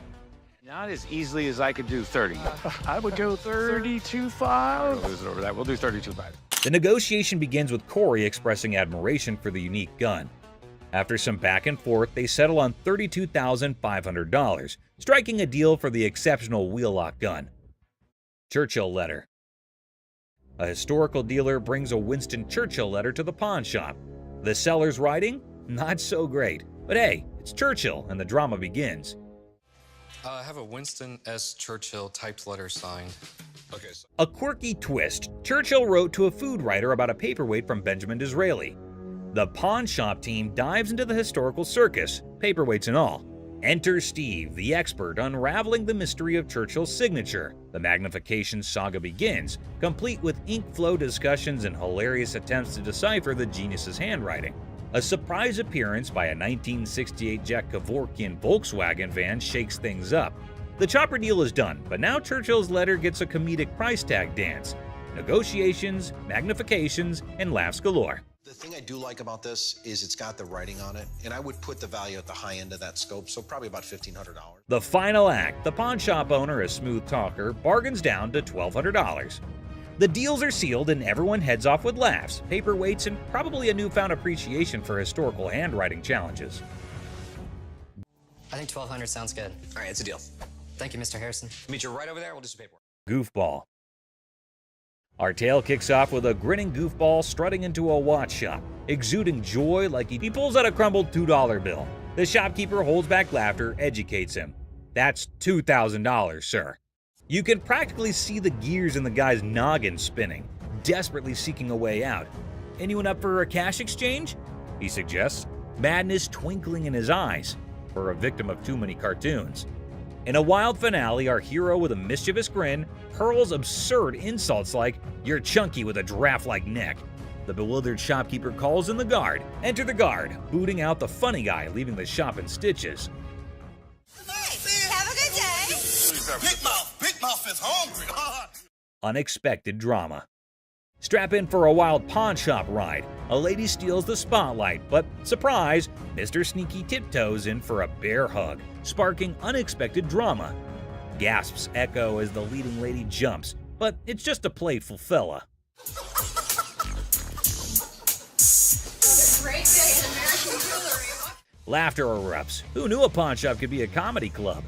In this 6-second snippet, the pawn shop transforms into a stage for unexpected antics, surprising and delighting in this unlikely comedy setting. Great day in American jewelry. What can I say? In the chaotic shop hustle, a dude flaunts a watch that could fund a small country. The shopkeeper, hungry for a bargain, attempts a haggling dance. But Mr. Watch Wizard wants stacks on stacks. I came over to sell a beautiful watch. Okay? Tell me a little about it. Cue the dramatic moment as the shopkeeper grabs him, yelling, "Hold up, time traveler!" Suspense builds as they investigate. Is it legit or a fancy imposter? Get ready for the ticking truth. So, can you come back in about an hour?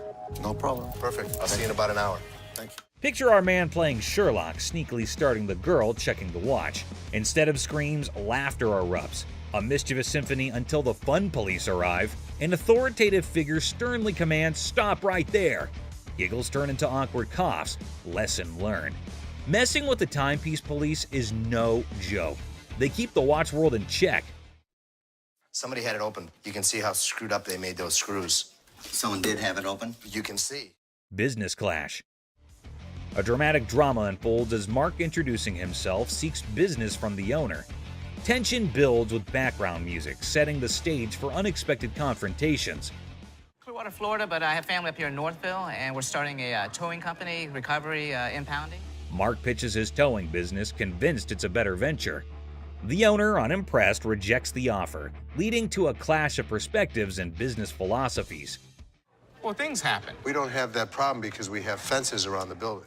The owner dismisses Mark's proposal, asserting control over his domain. Well, I'm going to give you some paperwork to sign. I wouldn't sign anything because I don't need your services. The comedy irony emerges as Mark persists, unaware of the futility of his attempts to sway the determined owner. The owner bluntly shuts down Mark's pitch, labeling it a shakedown. Listen. No, you listen. You are not coming into my business and trying to shake me down. The dialogue becomes increasingly heated, with the owner refusing to entertain the supposed business opportunity. What would you call it? I call it a business opportunity. I'm not interested. Mark's exit is met with firm warnings from the owner. The situation ends humorously with a comment on Mark's nice car, injecting a light note after intense confrontations. I'll be back. If I were you, I wouldn't come back. Whatever. The gym brawl. So watch this hulking bodybuilder guy, all muscles and bravado, strutting into a pawn shop with this wrecked workout thing that looked like it went through a blender. He was like a peacock on protein, thinking he set up a magic muscle worm. The shopkeeper, a guy with a face as serious as a freshly waxed dumbbell, raised an eyebrow at the smashed up widget on the counter. Hey man, I need to talk to somebody about this. This piece of junk I bought in here just a couple days ago don't work now, it's broken. Check out this masterpiece, our bodybuilder buddy declared, pointing dramatically at his broken workout thing. It's so messed up. I swear it's doing reverse squats by itself. The shopkeeper is squinting at the wreckage, deadpan. Reverse squats, huh? Must be the newest gym craze. This thing obviously couldn't handle what I was doing on it, so 2 days later it don't even work, so. But our muscle hero was not giving up. Leaning over the counter, he claimed, "I want my money back." How about you just get my money, and then we won't have any more problems with this, but I need my money back. This thing's more of a comedy show than a workout. The shopkeeper, trying not to crack a smile, said, "Well, it's a one-of-a-kind piece, guaranteed to break the ice at any gym." Or what? Or what? There's gonna be a problem. How about what that? What kind of problem is there gonna be? Oh no, that's like a WWE scene. Our bodybuilder flexed his words and shoved the shopkeeper. "Give me my money or I'll turn you into a cardio machine for a month." And just like that, the pawn shop turned into a wrestling ring. Don't touch. Come on, come on, man, let's go. The shopkeeper, unexpectedly nimble, fought back and chaos replaced. It was like two sumo wrestlers battling for the last protein bar. Trying to play hero, two guards materialized out of thin air. They grabbed our bodybuilder and his busted gear, dragging them out. We got you. Bring a few more. All we needed was bring all y'all out. Our muscle dude flailed around, still demanding his refund like a sad, deflated balloon. The pawn shop went back to normal. That's it, my man. Bring a few more. Here's your machine, buddy. The art of negotiation. So let's see this guy walking into a pawn shop, allowing him to be the next big art dealer with a painting put away under his arm. He's giving off major, "I'm gonna hit the jackpot" vibes. The shopkeeper, with a sneaky grace of a cat burglar, checks out the painting like it's the Mona Lisa 2.0. Our confident guy also spins this wild tale about how the painting formerly belonged to Napoleon's pet goldfish, or some other crazy story. So what you got? I've got a painting from Peter Max. An original painting? Well, I got into a silent auction. The shopkeeper, poker-faced like a pro, goes, intriguing. You can virtually see dollar signs in his eyes as he dreams of making a fortune. Now comes the big moment. Confident guy bravely says, "I want $3,000 for this masterpiece." Let's see if she can close a deal. Yeah, what is the bottom line? 3,000. No way. The shopkeeper, still all mysterious and cool, smirks and says, "I can do 1,500, or you can hit the road." 1,500 and we got a deal. It's like a Western showdown, but with money instead of guns. It's a take it or leave it situation. The confident guy, looking a bit less sure of himself, decides to pull a classic move, pretending to discuss it with his imaginary art expert friend. Maybe it's an unnoticeable chum with an art degree. While our hero is deep in discussion with his invisible art critic, the shopkeeper, beaming like a Cheshire cat, decides to up the figure. I know there's a market for it. So $1,500 I think is pretty good. They need to take the money and run. He counts out $1,500, slams it on the counter as if to say, "Take the cash and run, chum," or say farewell to the deal of a lifetime. 1,500. All right. In the end, the confident guy, now looking further confused than confident, grabs the cash and virtually sprints out of the shop. And that is how a pawn shop turned into a comedy stage, starring Mr. Confident, the mysterious shopkeeper, and an oil with a Napoleon-connected goldfish. Art, my friends, might be priceless, or at least worth $1,500. Peter Max. Seat showdown comedy. In a strange pawn shop turned into an airplane seat sale, things got wild when a gutsy and unusual woman decided to turn the whole event into a comedy show. Picture her like a sneaky cat strolling over to a chair and ignoring the "don't sit" sign as if it were garbage. It was as if your rebellious grandma suddenly took center stage, tossing caution and posters to the wind.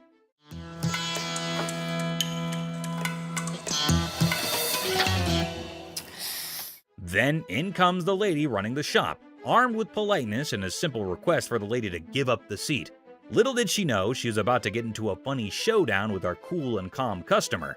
The woman, looking super confident and mischievous, said, "Just let me be," treating the chair like her personal throne. Okay, these are for sale. We don't have like a trial and error. Okay, well, I'm not trying to buy them. I'm just trying to try them out. As if that was not funny enough, the secret guards jumped into the blend. The shopkeeper, determined to bring order back, tried nicely to get the bold woman out of her comfy spot. But our fearless main character was not having it, bravely declaring, "You cannot make me move." And what you can do is leave me the alone. Okay. Yeah. Then comes the guard trying to lift her off the seat. Suddenly, there's a big scene. The woman, now a pro at making a show, indicted the guard of bothering her and indeed threw in the surprise of claiming it was sexual harassment. The pawn shop turned into a stage for a solo performance, with our main character making up the script on the spot. No, thank you. Get on up No, out of here before I no, don't have you to can get assist your you too much. hand off. There you go. Get your hands off of me. Whoa, Get whoa, your what's hands all off. that? But the comedy did not stop there. Wanting to leave with a bang, our leading lady dramatically fell to the bottom, blaming the confused guard for pushing her. The shop, once a place for buying and selling, turned into a theater for a funny play where reality and silliness conflicted in the most hilarious way. Girl, You pushed me. I didn't touch. Did I touch you? And just like that, the woman in the pawn shop left everyone. Guard, shopkeeper, and onlookers scratching their heads, wondering if they had just witnessed the craziest pawn shop show ever. I'm not going anywhere. Do whatever you want. And we can have a staring contest. Joe Sofa Saga. In a pawn shop full of weird and wonderful things, a guy named Joe was on a mission for the perfect SETI. The man was on a tight budget, but his bullishness was as high as his hopes of chancing a hidden treasure among the fine furniture. Well, here's the deal. I just moved from New Jersey. My wife and I. We just bought a house, and she sent me here. She said, "See what you can pick up." Perfect. Let's find some. He spotted a couch that looked like it had been through a lot. The man with a hopeful look asked the shopkeeper if they could clean it before he bought it. Little did the man know, this couch had a history. Spills, stains, and all sorts of weird stuff. The shopkeeper, trying not to burst into laughter, convinced the man it was a great deal without mentioning the hidden surprises. So inexpensive, right? Really? Yeah. I gotta tell you, man, that's nasty. Not giving up, the man confidently sat on the couch, comparing the dirt on it to his shoes. I'll tell you what, my shoes are cleaner than this couch. Then don't buy it. With a serious face, he said, "I'm pretty sure my shoes are cleaner than this thing." He even tried to make a deal, $200 for the not-so-great couch. $397.77. Really? Well, I only got $200. It was a deal only Joe could find reasonable in the world of craziness. The real laughter started when this man, without thinking much, joked that if the couch were the shopkeeper's daughter, she must be a nasty one. The line between funny and awkward was getting blurry.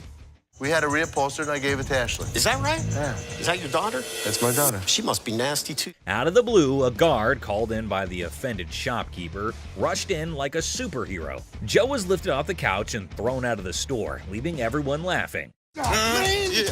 Walk out. Walk out, my man. The pawn shop adventure had ended, but the story of Joe and the not-so-clean couch was sure to be a tale told with giggles and grins for years to come. Yes, sir. I'll go someplace else. That's the dirty D right there, baby. Comic pawn shop confrontation. Okay, a man is coming towards the shop. Wait, what? Is he coming to have something from the pawn shop? The man asking about her daughter means how creepy it is. Hello, I need to pick up some stuff for my daughter. Is it in pawn? Yes, ma'am. Laughter begins. Everyone around is intrigued to know what had happened to this man. Oh, another man entered into the argument. Let's see what would happen. Man accusing the shop owners of stealing. How crazy this man is, constantly accusing them of being thieves. No, I want the stuff. Yeah, but without the ticket, we can't give it to you. The man is constantly infuriating them and sees he has come out the carbon. Who knows what will be the end of this nonsense fight? Oh, they're about to have the piercing argument. I'm here, I want the stuff now. And what's he gonna do? The man called the guard to throw him out, but see, the man is not in control. He is constantly arguing and challenging them without knowing the fact of the danger he's really in. Oh God, he's challenging the massive guard! The guard stopped him and said, "Don't touch me," but the man was not understanding. Hey, I ain't scared of him! Is he serious? Calling his death to come earlier. The guard, in his fur, sent the man out. The really funny moment for all because the stupid man in his arguments really put him into account. Hey, you can't get... Hey, I want my stuff! I tell you what, big boy! Hey! Battle for sanity. Well, folks, take a look at the pawn shop's front yard. It's like a bustling highway out there. The crowd has formed a lane longer than my grandma's stories. And guess what? The sanity levels are off the charts. It's like a contest for who can stay the sanest. Now, hold your horses because here comes the geniuses. These folks are more interested in the pawn shop than a cat in a laser light show. No, he's from California. Look at all these idiots. They've gathered like it's the grand opening of the Pawn Shop Olympics. What's the big attraction, you ask? Maybe they're expecting a magic show, or perhaps the pawn shop secretly giving away free wisdom. Or, here's a wild thought, they're gearing up for a full-scale aggression mission against the poor souls inside. Watch out, world, we've got a pawn shop revolution on our hands. Stay tuned and remember, in the pawn shop chaos, sanity reigns supreme. Good luck, brave souls. That's not. Clueless heist hijinks. Well, howdy there, folks. We've got a Lone Ranger in the pawn shop, sipping on his secret drink like he's the king of mystery. Little does he know, he's the star of a hidden camera show. Talk about being clueless and camera shy. Hold your horses. Looks like our man might be plotting some grand heist, doing his best Sherlock impression. He's scouting the joint, probably trying to find the perfect spot for his not-so-genius plan. But wait, he's still in the game. What on earth is he searching for in the pawn shop? Maybe lost treasure for his car keys? The suspense is killing me. Oh dear, he's now at the other counter. This fella is like a headless chicken wandering around without a purpose. Somebody give him a map or a snack at least. Buckle up, folks. Our wannabe detective just upgraded to a full-blown thief. Watch him waltzing around planning the perfect crime, and bingo! He pulls off a smooth exit, leaving the scene like he just won a game of hide-and-seek. Hold your belly laughs, our genius thief is back on camera, sneakily hiding his loot in his trousers. Smooth moves, my friend, smooth moves. And there he goes, strolling out of the pawn shop like he's won the lottery. Thinks he's the mastermind of the century, leaving behind a trail of stolen goods and a whole lot of laughs. What a character. Antique computers. Have a good day. You wonderful. So much. You too. Two tech-savvy grandpas strut into a pawn shop, seeking a fortune for antique computers. Instead, they're hit with a vintage rejection. Bastards, you can't give me a dime for... Oh, man. When one grandpa clumsily breaks a computer, he pulls a move straight from the sitcom handbook. Accidental comedy at its finest. Now you should have that. Put it in the... Oops, one grandpa accidentally smashes a computer, blaming the seller. He theatrically tosses it toward the dumpster, thinking it's a mic drop moment. The seller, the true comedy connoisseur, chuckles at the failed dramatic exit.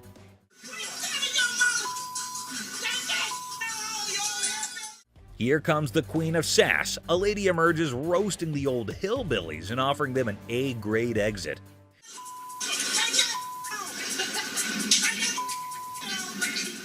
She declares her reign over Detroit toughness and leaves them pondering a future career in comedy security. Cue laughter. Exit stage left. Ex-couple. Hello. Hi, how are you? I'm good. How are you? I'm fine. I'm actually looking to pawn these 2 watches. In a pawn shop, a young couple walked in to sell 2 watches. Ashley, the shop owner, greeted them. You guys dating, married? Was engaged, but not anymore. When she asked about their relationship, the boy explained they used to be engaged, but are now exes because both of them cheated on each other. Okay, so you want to sell them, correct? Yes. And how much were you looking for? Despite their turbulent exchange, Ashley inquired about the watch's value. This one I am not interested in because we don't take this brand. You don't take that brand? Ashley noticed the watch's flaws, and when the girl mentioned a particular brand, the boy claimed it was fake. You are more than welcome, to leave that here and we can send it out to get the crystal replaced. As Ashley attempted to facilitate the watch sale, the ex-couple's argument escalated. Oh, what's she talking to? We ain't got all Were you day. talking to him? No, you weren't. Shut up.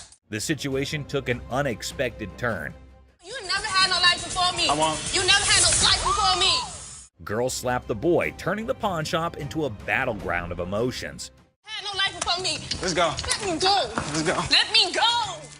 The situation escalated post-slap as the boy, fueled by anger, forcefully dragged the girl outside. I walk outside and the lady comes back for her watches. I wish you luck.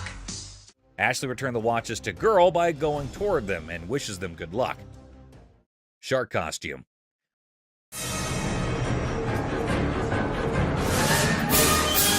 A fantastic character, half man, half shark, enters a pawn shop. Yeah, I'm a professional mascot during the daytime. At night, I'm a dancer. Claiming to be a daytime mascot and a nighttime dance sensation. $800, that's all I want. This guy is so bizarre. Les, skeptical, questions the shark man about his $900 financial request, leaving the room stunned. Don't they have those in Halloween costume stores? Les dismisses an awesome shark costume as a Halloween costume, but Rick takes it on, turning the pawn shop into a makeshift underwater comedy club, despite Ashley's rejects due to an unpleasant odor. See? It works. $800. Les, a pawn shop owner, is captivated by a customer who demands $800. You're missing a speeder. Oh my God. But when he reveals his naked self, Les's jaw drops. Hey, where's Ashley going with the naked guy? Tom, between amusement and disbelief, Les performs the quickest eviction in pawn shop history, leaving the customer high and dry. Ching Chong TV. Girlfriend's about to fly back home without me. I have no money. It's the only way I'm gonna be able to go. Right. I want $200 for it. 200 for that? A hat-wearing kid strolls into a pawn shop, hoping to score $200 for his TV. The seller, feeling frugal, counters with a generous $15. What brand is that? Ching Chong.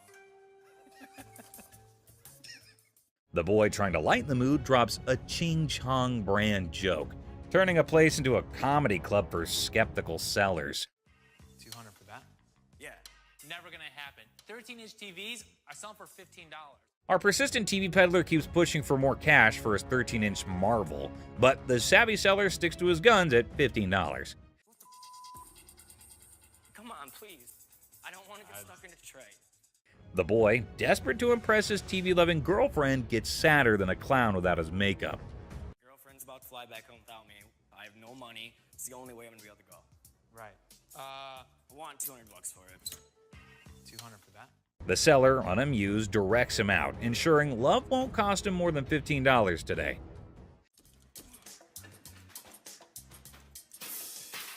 In a fit of frustration, our TV tosser storms out, giving the shop a kicking and throwing his TV into a dumpster like it's a basketball shot gone wrong.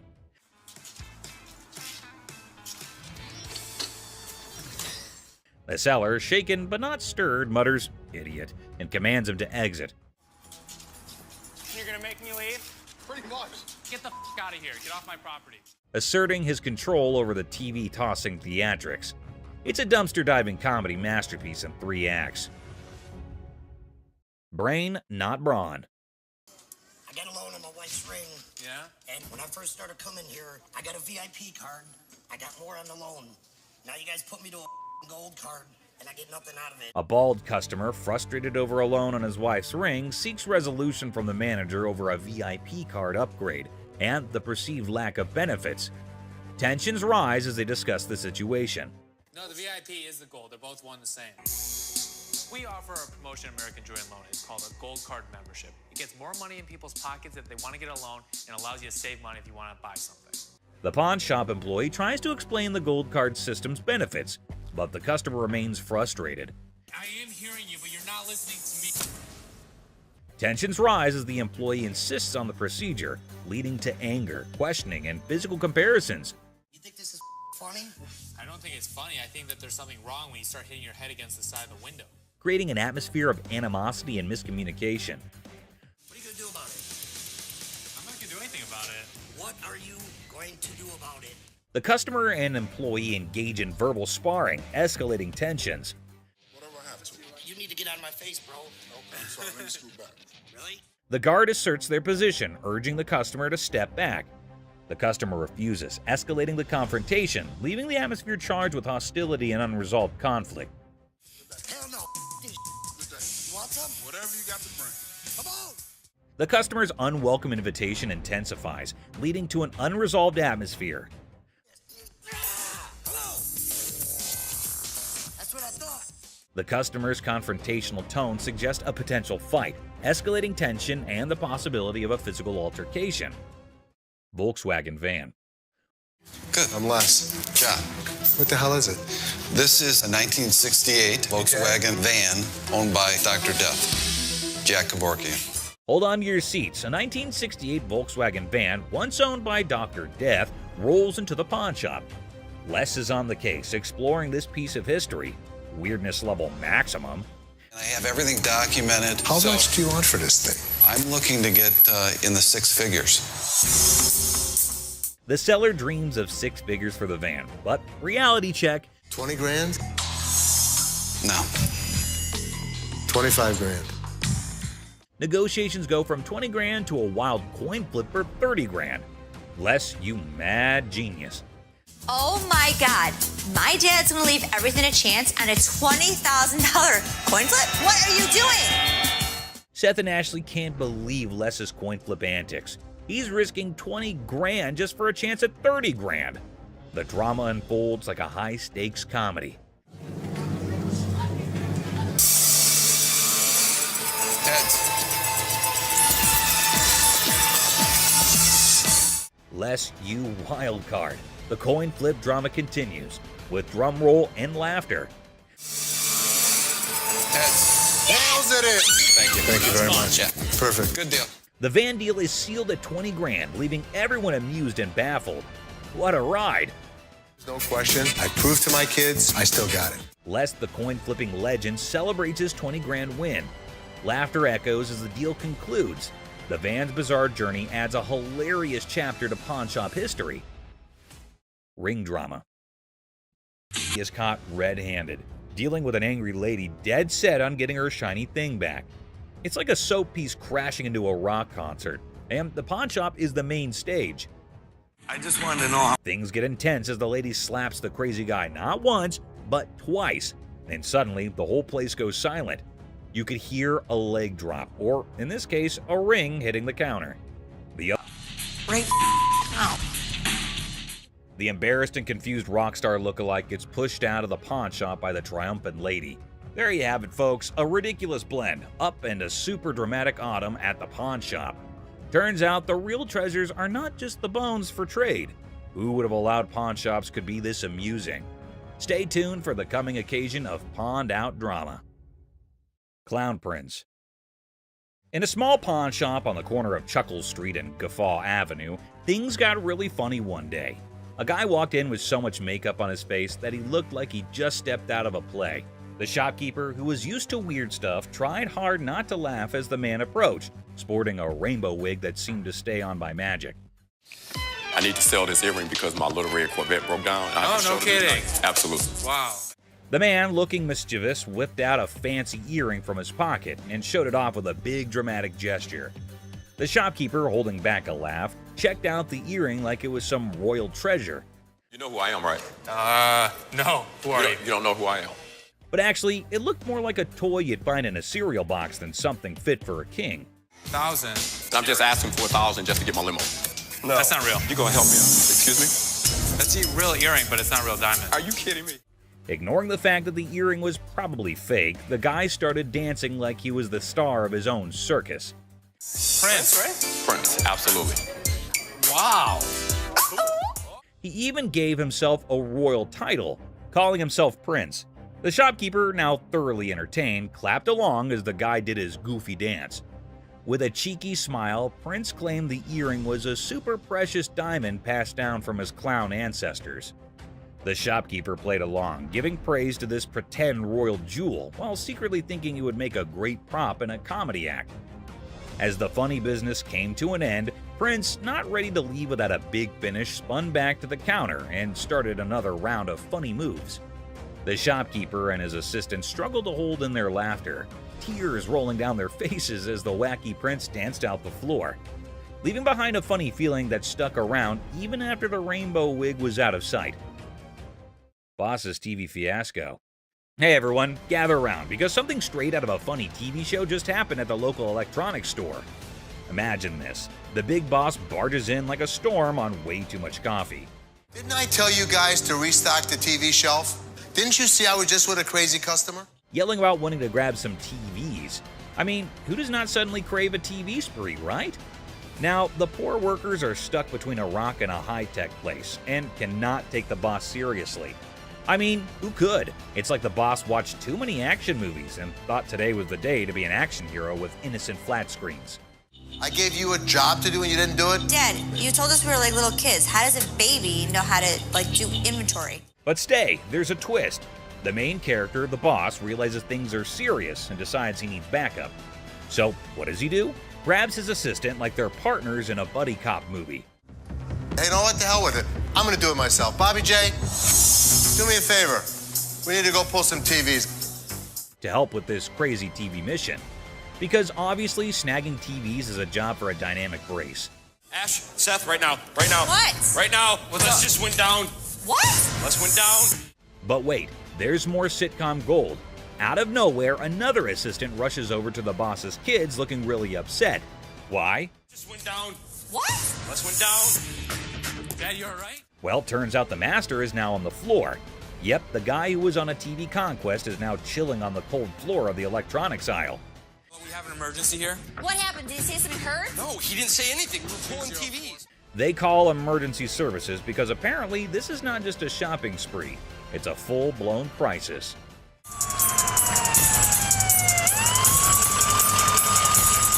And then comes the ambulance. The daughter dramatically points at the approaching rescue vehicle, as if it's the hero cavalry coming to save the day. My dad's always been the strongest person I know, and right now he's completely helpless. I can nearly hear the wacky sitcom music playing in the background. It's so crazy, snaggletooth, and, well, just another day in the unpredictable sitcom that's real life. Stay tuned for the coming episode. People more adventurous with the boss and his search for TVs are coming your way. Crazy store comedy. What's up, Grandpa? Where's your costume at? There. Corey, that's not a costume. In a super silly store, there's this hilarious pair that could out-funny any comedy show. Watch this, an old grandpa wearing a hat that is seen way too many times, with a black band covering one eye. Right beside him is his son, with a hairband that seems to have its own crazy magnetic pull. A mix of colors that should not make sense on air.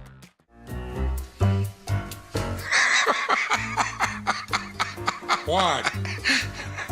So, a regular customer walks in thinking they're just here for a normal shopping trip. Little did they know, a comedy explosion was about to happen. The first person they notice is the son, and they burst into laughter. "What on earth are you trying to be?" they ask, still giggling from the unexpected fun. What are you supposed to be? It's obvious I'm Justin Bieber, America's heartthrob. With a serious face, the son proudly says, "I'm claiming to be Justin Bieber, the American singing sensation." The secret? It's all in the hair. The customer laughs even more, realizing these two are a riot. Roy Rogers? I'm Rooster Cogburn from True Grit.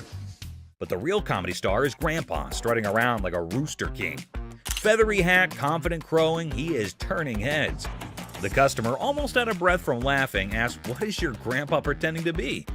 Slightly holding back laughter, the son answers, "He is the legendary Rooster Kern. Shows up once in a lifetime to make people laugh." Go yourself. Antoine, what are you supposed to be? The world's biggest baby. Just when effects seem crazy enough, another character appears, a guy dressed like the world's biggest baby.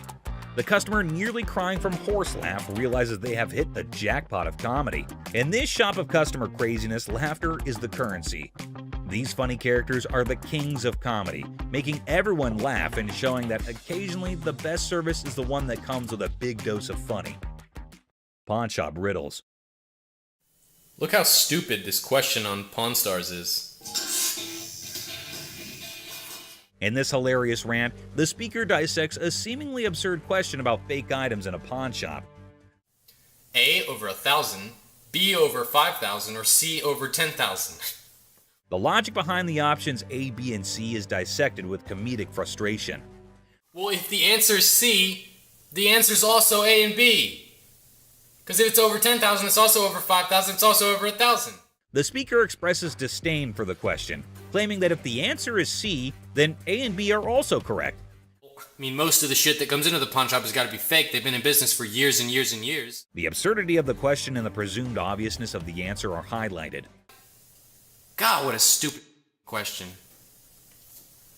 The speaker ridicules the question's simplicity, asserting that there's no way to get it wrong. The tone is sarcastic as they emphasize the lack of challenge in the question. Anticipation builds as the speaker eagerly awaits the genius-revealed answer. The expectation is set for a straightforward solution to the seemingly senseless question. The speaker's reaction is a mix of frustration and amusement as the answer confirms the over 10,000 scenario. The comedic exasperation with the question's lack of complexity is evident. That's all for our video. We hope you liked it. Please comment, like, and subscribe.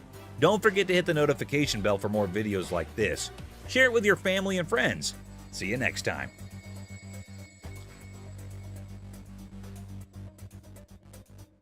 I mean, most of the shit that comes into the pawn shop has got to be fake. They've been in business for years and years and years.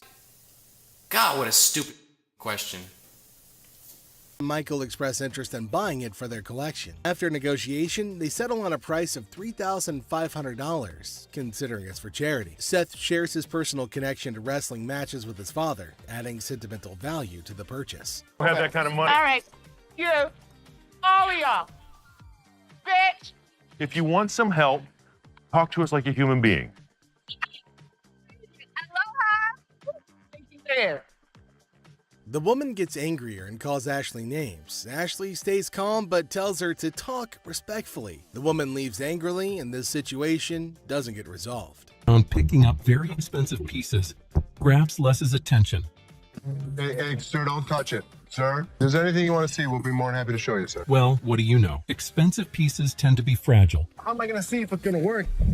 The customer starts touching expensive items, catching Les's attention. Les politely asks them not to touch anything, offering assistance in viewing items instead. Sure, that's why I asked you. That's when you're back there and he's over.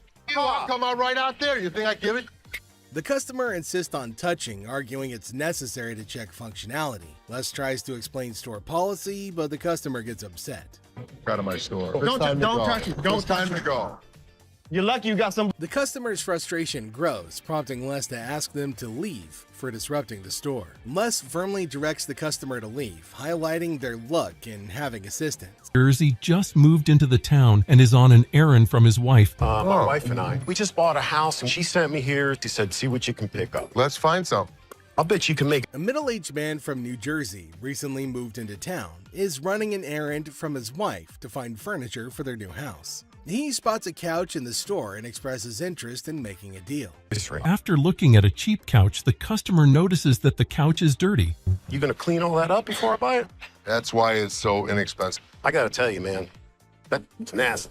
Our used furniture sometimes has things. While checking the couch, the customer notices its dirty condition and questions if it'll be cleaned before purchased. The store attendant explains that the low price reflects its used status, which includes some dirtiness typical of secondhand items. Really? Well, I only got $200. After sitting down to give the couch a try, the customer begins being disrespectful to Les. And let me try this out, man. What? My shoes are cleaner than this couch. Then don't buy it. Make me a deal. I got cash in my pocket, man. Wow. The man doesn't like how the couch looks and tries to pay less for it with the money that he has. He starts being rude, saying bad things about how dirty the couch is and insulting the store. I bet you're the mother that's been sitting on here farting.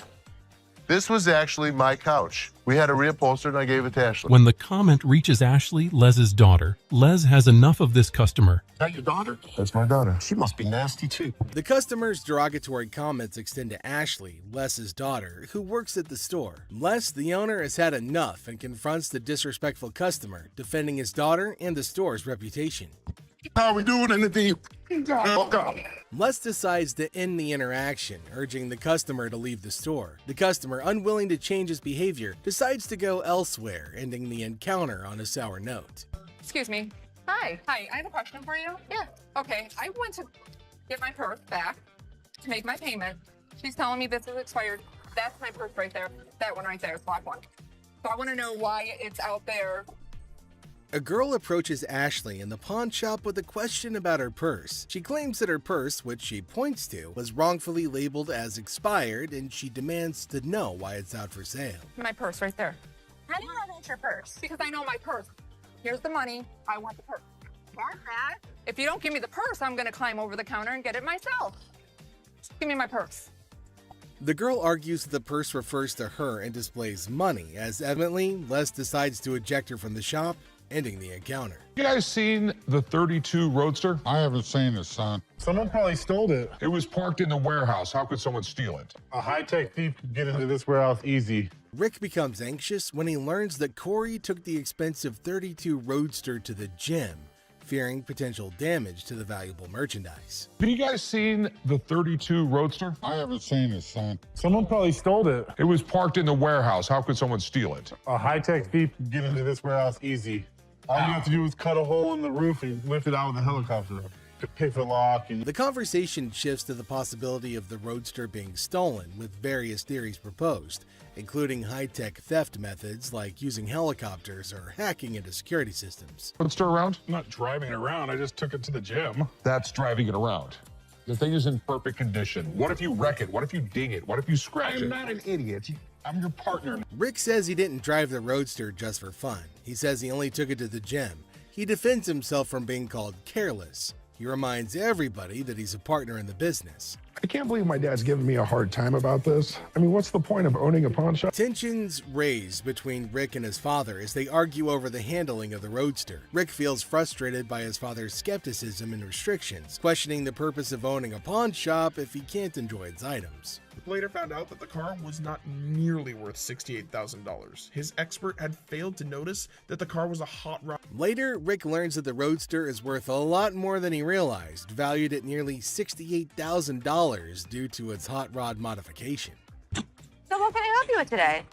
Got this ring right here. See how much it might be worth. Okay. I also wanted to know how much you guys... A customer brings in a ring for an appraisal and to inquire about pawning it for cash. He seeks to understand its value and potential loan amount. The problem started when Les checked the ring to see how much it's worth. The customer. However, Ashley stands firm, recognizing the futility of the scam and the level of wrongness involved. It's like trying to sneak a peek at the answer key when the teacher is watching. Yeah, that's not happening. First of all, don't talk to me like I'm an idiot. Give me my purse or I'm going to come over that counter and get it myself. Oh my God. Get your hands off me. Let's go. Walk yourself out, yo. With a swift resolution to this failed escapade, the girl finds herself unceremoniously escorted out of the store. Lesson learned. Ashley's scam radar is always on, and jumping over counters won't get you far in this pawn-filled drama.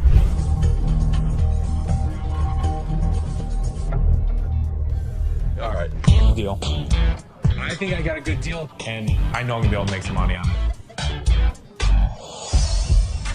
I can't believe you spent that much. Whatever, Ash. I am fuming. My brother just spent $800. Enter the family feud. Ashley drops the bomb on her brother Seth, calling him a hypocrite. But why? Well, he casually throws around $880 for a painting, while Ashley, according to her, can't even snag a deal for $30. Sibling dynamics at their finest. But he'll yell at me over a $30 buy. Excuse me, Seth. What, Ash? I was just out there watching you do a buy for $880. So instead of working, you're watching me. I was out there, and you bought something for $880 when you gave me such crap about that $30 roulette table. I'm not buying plastic. I'm buying stuff that we can actually resell without a problem. We will never resell that. They will sit in the back and rot. Are you kidding? We'll put it on the I'm not third kidding corner. at We're all. going to make $1,000 plus on the Really? deal. Really, Ash? You know I'm going to be upset. The plot thickens as Ashley confronts Seth about the apparent double standards. She probes into the intricacies of spending $880, questioning how bad it could be. Seth, in classic sibling fashion, argues that his purchases are all about resale value, a concept he conveniently forgets when it comes to Ashley's shopping habits. According to him, he's the revenue guru. You are just a hypocrite. She was just being ridiculous. I just want her to stop talking. Ash, what do you want from me? Apologize to me. Apologize? Apologize because you're such a hypocrite. You know what, Ash? I'm sorry. I'm sorry that you're a bitch. You, Seth. You're such an ass. I am not going to forget the situation anytime soon. Seth better watch his back. Things heat up as Ashley demands an apology. Seth takes a nosedive into being the ultimate a-hole, apologizing for an $880 buy. Oh no. Instead, he hits her with a sorry not sorry for her supposed attitude, topping it off with a charming label. Well, let's just say that it rhymes with witch. Sibling rivalry reaches a whole new level on this show. There's two guys out here that are saying they were scammed out of their laptops, and that whoever did it is working with one of our guys. You want to come out and talk to him? All right. Thank you.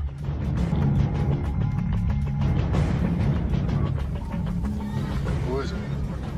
Les is hit with some unexpected news. A few guys claim that they've been pawned by a girl from the staff. Les, ever the detective, approaches the situation with a mix of suspicion and humor, wondering aloud if he's either unintentionally swindling customers or if bizarre customers have taken up a new form of thievery. Tell me. She pawned 2 of our laptops, and she told us she was gonna bring them out to the back. Some of it did. We don't. Okay, wait. You pawned something? Yes, she had to take it to When her did you pawn it? Today. Today. She Okay. had to take it to her. And the money? Yes. These two kids come in and talk about have some girl pawned 2 laptops. The plot thickens as 2 disheveled DJs step into the scene, laptops held hostage. The atmosphere turns somber as the weight of the situation sinks in. It's a strange occurrence that has everyone wearing expressions of confusion and concern. Les, with his seasoned cool, casually queries about the laptop's ownership, revealing they're registered under the mysterious girl's name. Split the money 3 ways, and one of my employees was gonna walk it out the back door. Either this is a new way for my employees to steal from me. To contact the owner because we want. I am the owner. I'm just trying to switch the ticket so she can't have them. And it's in her name. I know. That's why I wanted to know if I can't do it. The tension rises, but Les doesn't crack under pressure. Maturely handling the situation, he asserts that he needs the lowdown to work his magic and get those laptops back where they belong. It's a pawn shop mystery, and Les is the detective determined to unravel the peculiar case of laptops and loyalty. If I brought a friend with me, then I could get 30 days of free cash. It's for an interest-free loan. Okay, so there came a woman at the counter. Let's see what she's gonna come up with. Is she asking for free money? I think she might possibly be mad, though it is kind of funny that she's got enough courage to come up and ask for money without investing anything. Now, the lady at the counter frowned and asked her if she paid or not. Intriguingly, she hasn't paid anything, but she's still asking for money. Holy shit. Make matters worse, she started shouting at her. Everyone around started looking at her, wondering what the hell was going on. Seth and Les get a little furious as everybody's just standing around trying to figure out what's going on. She started bullying her, but the lady tried to explain to her again that she misunderstood the agreement and they're not just gonna give her free cash. But this lady's just not listening to anybody. Well, Seth then enters, so who knows what's gonna happen now, whole document or not, and she was not listening and constantly arguing and pointing to them as if they had done something wrong. Meanwhile, other women decided to intrude, and oh my god, it's gonna be funny. Looks like they've all decided to have a fight in the pawn shop. Wonder how that's all gonna end. And it looks like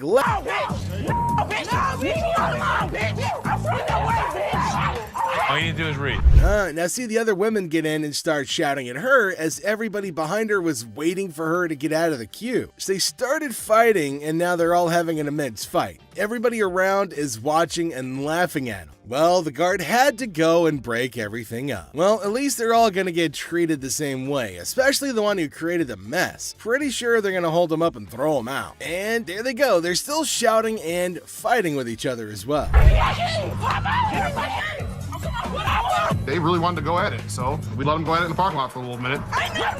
All I saw was ass cracks and elbows. They were sent outside and they started beating on each other, holding each other by their hair. Man, they beat the crap out of each other and people around them were just watching and waiting and having a curious but funny conversation about their nonsense. Talk about a hella cringe episode. It's Robert. Robert, I'm Dennis. Nice to meet you, Dennis. Yeah, I got an item here. Might be interested in. Okay, so there's a guy coming into the pawn shop with something in his hand, maybe a poster. But what's it for? He came to Seth and the other man and showed them this poster. Now it feels like they're interested in it and there might be a handsome deal between them. Detroit Lions players had signed. Did you drag it in? So during the flood, I seen it down there, and that's when I pulled it out. She went down there and she supported these people, and while she was walking the picket line, she would have gathered signature. You got Williams over here. That's what, Steve Farkas? This is the first time a guy actually brought in, and I just got on the picket line because I'm on strike right now myself. We've been on strike for almost 3 months now. $1,000. He started describing the poster that's mainly about the protest of people in history, and it's got lots of signs of well-known people and has got a lot of worth. He explained everything in one go and demanded a heavy amount for it as it was really valuable to him. Seth told him that it's got some stains on it, and it's no doubt the same poster of historical strike, which made it worthy, but for him it might make a lot of difference. I hate the condition of it. I understand, and I You gotta understand when it comes down to collectors, everything is about condition. Absolutely. And I'm sure if your dad saw this, jump on the heartbeat.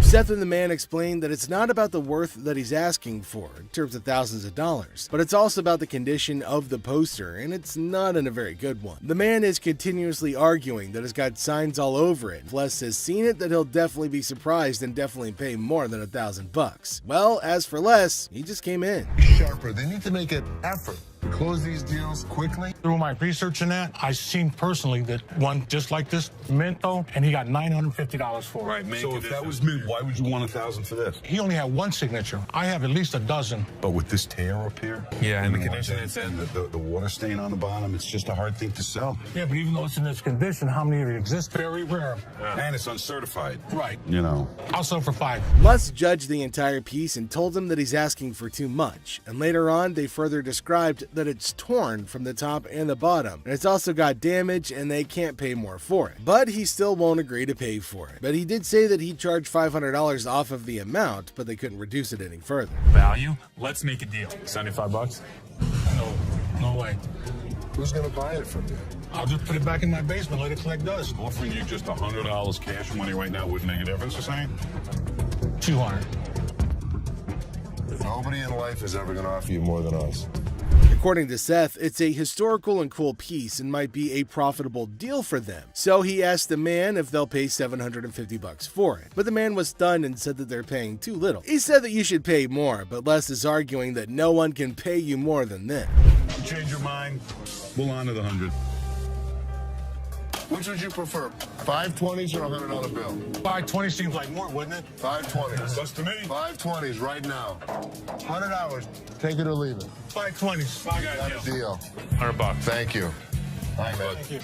There's no question. It's a one-of-a-kind piece yet. It's a little bit of damage on it, but it's got a lot of autographs. I know we're going to make a profit. He asked for $200, but no, it's not going to be a good deal, and they told him to leave. The man in need got a severe shock and held up the poster thinking. Les again said that they can't pay more than $100, and after some time of quietness, they agreed to the deal. Finally, the happy deal was made.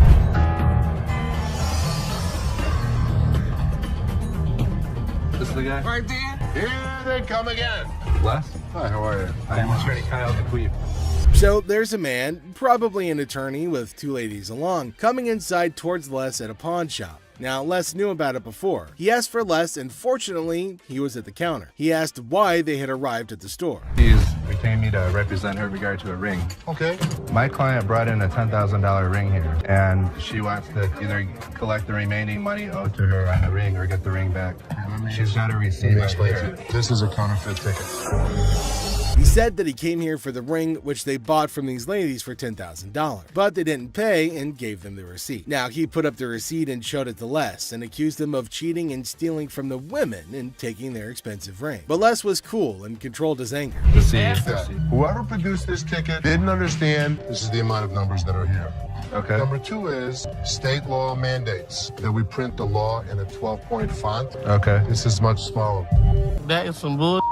It may be bull, but that's the truth. I don't know how I got mixed up, but There's the game-changing point. Les, after listening to him, explained that he will reveal the truth now by showing the real receipt that they had. He went and came back with real receipts that they've been giving to the customers. There, he spotted major differences. He notified him of the major changes in the receipt that he brought. The man looked rather weak and stunned in response. printing wrong or whatever, but this is the ticket he got from here. He didn't get it from him. He didn't get it from him. So now we just liars and we just come I'm not saying that you are. So you trying to send my son a liar. I wish I had better news for you, but That's bull.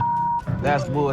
The numbers don't match up. The paper stock doesn't match up. This is a fake. Now you side with them. You're not representing us. If I don't get my ring or my money from them, how you gonna get paid? The attorney turned to the women, but oh my god, they're still accusing Les of having given them the wrong receipt and asking the attorney to take the money from Les. The man, being down on himself as you can see, argued with them. The man showed the evidence to the ladies and told them that they were having the wrong receipt, but they continued to argue. The ticket, how about that? No, I don't believe that the store gave you this ticket. Nah, well, I don't believe you a real attorney. We ain't got it right. Somebody better give me my money. he's my attorney. You, him, security. Have a nice day. Nah, you got me, bitch. Sorry, young man. The ladies started harassing both of them and started using personal attacks. They were all arguing amongst themselves. Pretty crazy. The attorney went back as he can't do anything for the ladies. How are you? I'm doing okay. What can I help you with? Either trying to get a loan on it or you guys can buy it. Trying to sell it for maybe like $150. $50. Why is it $50? The certificate and everything is in there. And the bag costs actually way more than that. Well, if you can tell, it's actually stained. Okay. All through here. I'm trying to sell it for $150 or get a loan for $75 instead of the $50. Yeah, I wasn't interested in more than 50. If you know purses, then you know the As our unsuspecting customer strolls into the kitchen at Chaos, little does she know what's cooking today. Ashley, patiently bracing herself for another round of absurdity, politely inquires about what the customer's looking to offload. The girl, blissfully unaware of the purse's actual value, confidently suggests a price that's almost a steal. It costs way more than that. Okay, but I'm not going to pay you for the amount that you think it's worth because it's stained. This is not one of the newer ones. This is not this season. I know about purses. It was torn. It was stained. It's not even the last season's bag. The thing is old. But you still willing to buy for $50 though, so if it wasn't worth And now the plot thickens. The lady asserts that if Ashley truly understood purses, she'd gladly accept the offered amount. However, Ashley, standing firm in her claim that the purse is torn and not worth more than $50, creates a hilarious clash of valuation difference. You even say $50. So they didn't say it wasn't worth. Can I talk to somebody else? I don't want to talk to your pepperoni looking ass. Can I get somebody? My pepperoni looking at. Pepperoni ass? I don't even know what that means. She take a look at her own ass. Can I get somebody else to talk to? It don't even matter. I don't have to talk to you. And I don't talk to you either, so why don't you go home? Leave Can our I talk to store. somebody Nope. else? Why do I have to talk to you? Because You I'm the disrespectful. manager. I'm disrespectful and you call me a pepperoni ass? Ugly ass bitch. F you. And it's time to cue the drama. Ashley throws out the bold figure of $50, and it hits the customer like a curveball she wasn't ready for. Feeling the heat, our lady teeters on the edge of diplomacy and blurts out the unforgettable line. She labels Ashley a pepperoni ass and decides that she'd rather chat with anyone but her. Talk about spicing up negotiations. 3 males walked into a pawn shop. One of the suspects stood at the door as a lookout while the other 2 suspects walked directly over to the display cases. So, like, these 3 guys roll into the pawn shop, just casually strolling in. The other 2 guys, they head straight to the fancy display cases. It's all got suspicious vibes. And then, bam! One of them whips out a sledgehammer and starts smashing the glass. Things are starting to get pretty wild. At some point, a customer from the place is seen leaving calmly while the lookout tells her to hurry up. The suspects appeared to be wearing heavy-duty gloves in order. At one moment, a person from the shop strolls out all calm, and someone's keeping an eye on her, urging her to speed up. The people thought to be involved seem to have on these tough gloves, maybe so they don't get any cuts. Not to get cut while removing the glass from the cases. Both suspects placed the jewelry and many other valuables in the bags. So when they took off the glass from the cases, both of them put the jewelry and lots of other valuable stuff into bags. After that, they hightailed it out of the store in a black Mercury marquee. Case at? Where the case at? Where is it at? Where he put them on? The guy storms into the pawn shop all worked up and starts shouting about a missing case. He's demanding to know where it is, and he appears to be accusing the staff of removing. The feeling of stress in the air is increasing, and it's obvious that something is wrong. Not take games, take your wild man. That's the way it came in with the kids. You gonna act like I ain't got no sense? He's accusing us of taking games out of his unit. Look at the ticket. It never said with game. The atmosphere gets even more intense as the guy accuses the pawn shop of messing with his games. Les, the cool guy at the pawn shop, stands his ground. The customer's getting more agitated, making accusations and even talking about blowing up the place, which is just adding to the chaos. At that point, man, you can get your arms up off belly and none of your body parts on me, bro. After all the stress I have, the last thing I need is a customer causing a scene. Despite the escalating situation, Les stays calm. He tries to talk sense into the upset customer, especially with a big event coming up the next day. I know how to mother walk. I ain't illiterate because I ain't part of the week, and y'all motherfuckers in my middle row and put them games in there. And you wasn't even standing there when I paused it. Somebody need to blow this place up. It's time to go, sir. You ain't gonna get my window up. I'm not. Let go. Can I get my weed? He'll get it for you, don't worry. You're making a threat like that? The situation becomes alarming when the upset customer makes a threat to blow up the place. Les, rightfully concerned about the safety of everybody, asks the guy to leave. Security becomes a priority, and the customer's demand for his belongings takes a back seat to the potential danger that he's creating. It's a challenging moment for Les, who's just trying to manage the chaos caused by an irate customer.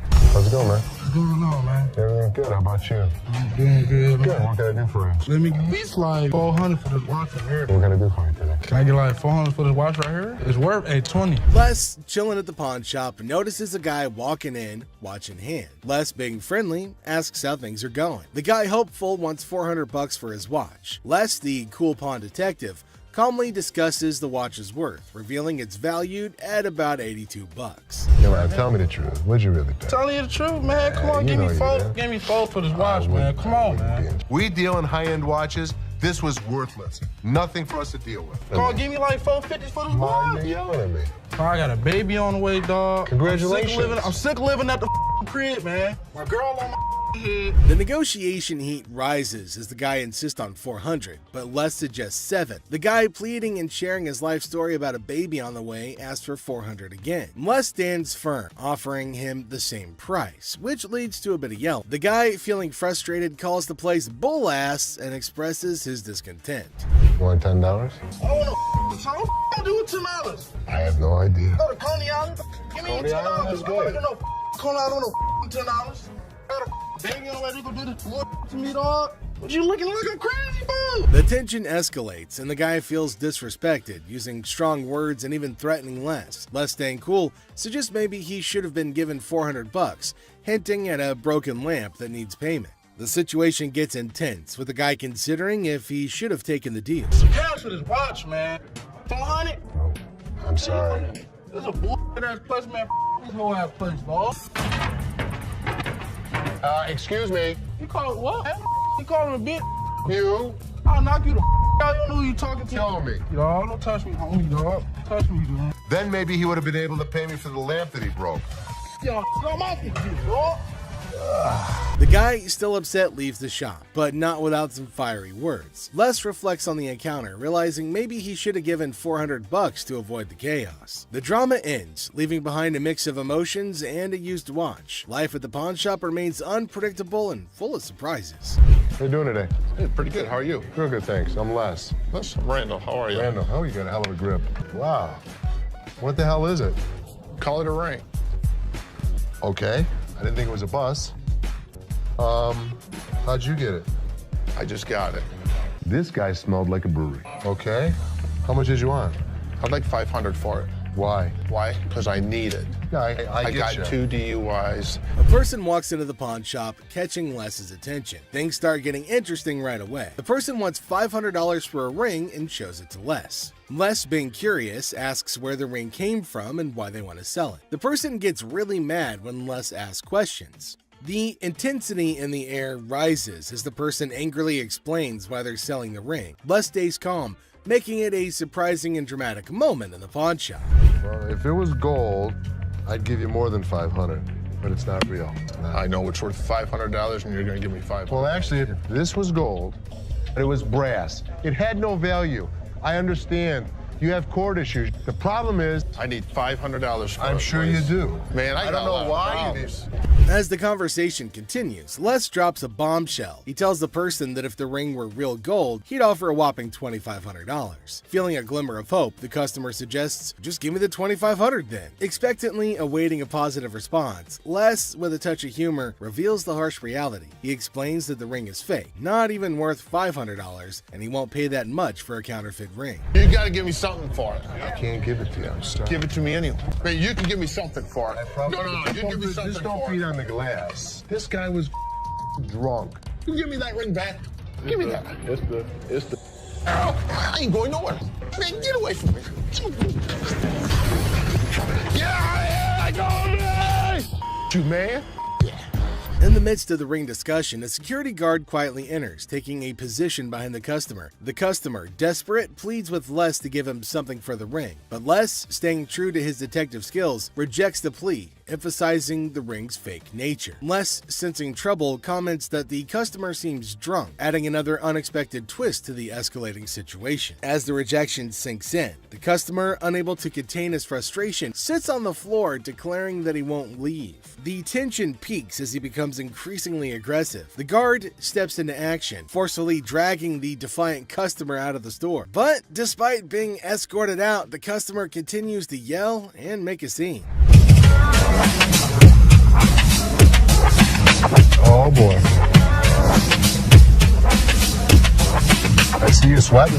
Yeah. Must be hot outside. No, I was doing karate outside. You're doing karate? And judo. I'm Bruce Lee's sister. Really?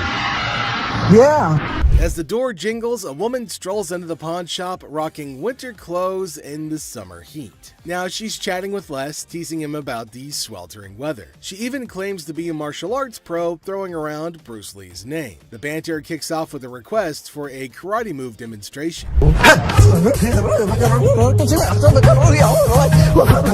She said she was Bruce Lee's sister. So what you got?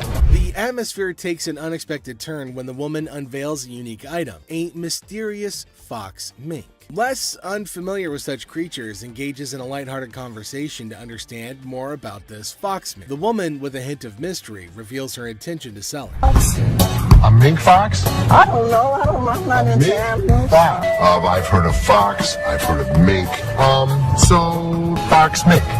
Did you want to pause? As the conversation unfolds, Les dives into the details of the fox mink, trying to grasp its worth. The woman shares anecdotes about the origins of the item, painting a vivid picture of its history. Les, playing the role of the detective, subtly negotiates and gathers information to figure out the best deal. Sell it. How much did you want for it? $50,000. The encounter concluded with the woman deciding to part ways with her fox mink. Les, using his seasoned charm, finalizes the deal. The quirky tale of the winter-dressed woman and her unique pawned item adds an unexpected twist to the usual pawn shop routine, leaving both parties with a memorable experience. Woman comes in to sell me a high-end bottle of liquor. Ma'am, I'm Is that what you're saying? They're You have no respect.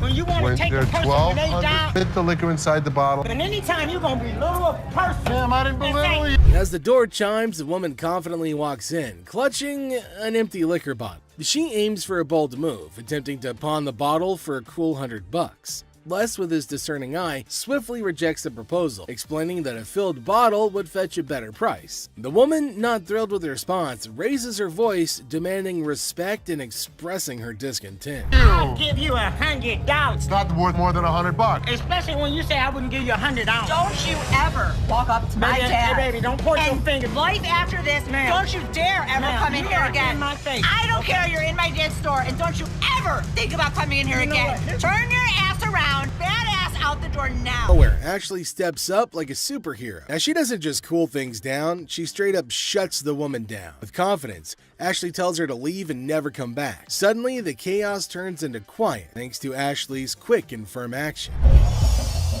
Son of a bitch. Where the hell is he? Rich! He's on the floor.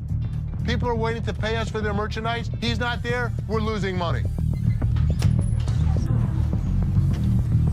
I've had Rich's back. In the heart of the pawn shop, Les faces a moment of frustration and disbelief. The absence of Rich, a trusted ally for over 2 decades, leaves Les feeling betrayed. The urgency of customers waiting to make payments adds to the tension, and the weight of loyalty becomes a central theme in this unexpected turn of events. Since the first day he came here, over 20 years ago. I feel betrayed. Didn't I just have an employee meeting to tell everybody that they need to step up on their game? I'm watching you and Bobby J talk to these 2 girls. You're out there trying to sweet talk them, trying to bullshit with them. I'm looking for you in layaway. Where the hell are you? I gotta sit in layaway all day long and just wait for something to happen? As the minutes tick away, the atmosphere inside the pawn shop grows more intense. Les reflects on his long-standing support for Rich, highlighting his sense of loyalty that spans a quarter-century. He recalls a recent employee meeting where he emphasized the need for everyone to step up their game. Disappointment and frustration seep into his words as he confronts the situation, a pawn shop mystery intertwined with personal and professional loyalties. I'm watching you and Bobby J talk to these 2 girls. They're out there trying to sell their jewelry. You're out there trying to sweet talk them, trying to bullshit with them. They end up walking out the front door. You put me in a position that you were the next to go. In this pivotal moment, Les delivers a stern warning to a fellow employee, Bobby J. The scene unfolds with Les observing interactions and attempts at sweet-talking customers. The threat of termination looms as he recounts the consequences of letting down the team. The dialogue underscores the severity of the situation and the potential impact on job security. Tension rises as Les grapples with the repercussions of the unfolding events. Rich, I'm out. Tell your dad to off. You up your job. As the confrontation escalates, Les draws a line in the sand. The ultimatum is clear: compliance or termination. The final seconds capture the raw emotion and frustration of a loyal employee who feels unappreciated and misunderstood. He knew he was in trouble once we walked through that door. Joe, did you steal from me? Tell me the truth.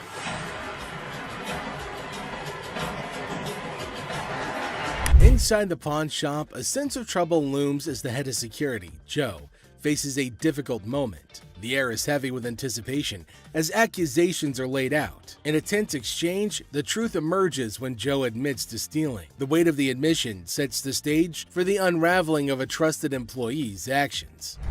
The detectives call in uniformed officers to put the cuffs on. And then he reaches into his pocket and pulls out an assortment of jewelry worth over $7,000. As the admission hangs in the air, the situation takes an unexpected turn. Detectives call in uniformed officers to apprehend Joe. A place built on trust is now shaken to its core as the true extent of the betrayal unfolds. You go this way.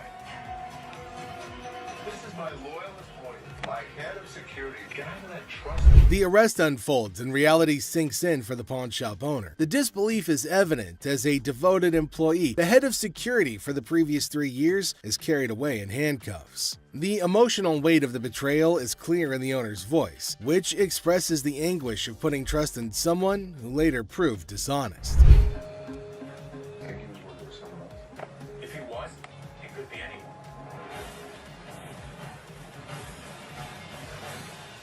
As the scene unfolds, questions linger in the air. The owner ponders the possibility of Joe working with someone else, leaving the situation shrouded in uncertainty. The aftermath of the betrayal raises concerns about potential accomplices and adds another layer to the unfolding drama. The final seconds leave the audience in suspense, contemplating the true extent of the security guard's actions.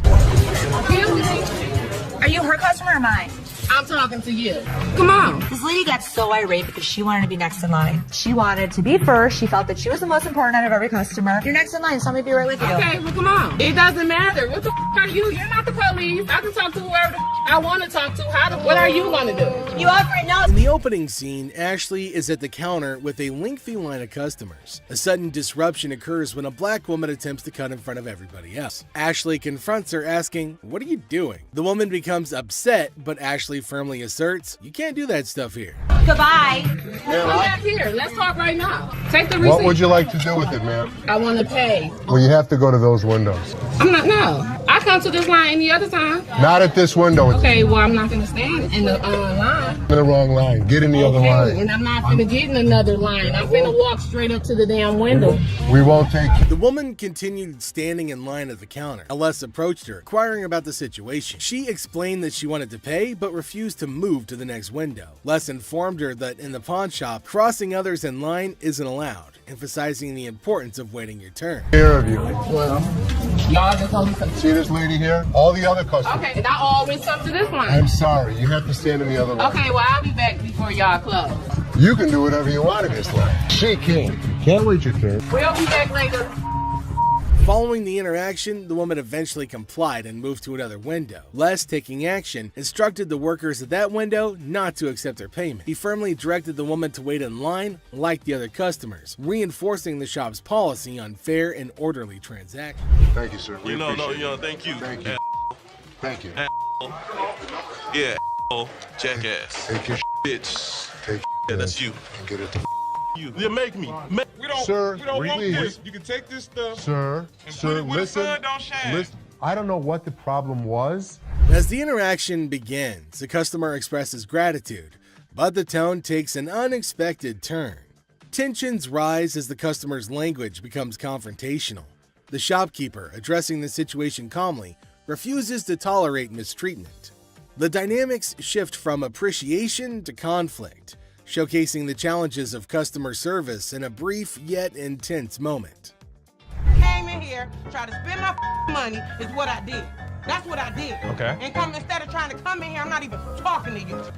I need a liver transplant. Why? Seriously? They didn't even look at these cards. Sour Patch Kids. The narrative unfolds with the arrival of another customer, visibly intoxicated. The shopkeeper navigates the encounter with a mix of tolerance and assertiveness. The customer attempts to engage in banter, revealing signs of alcohol influence. The shopkeeper, unswayed, maintains composure and subtly addresses the situation, highlighting the challenges of dealing with individuals under the influence. I'm not even out of here so I get this $30. Not bang on my. 50 for that. Jeff, take him out, please. Better not put it in your car.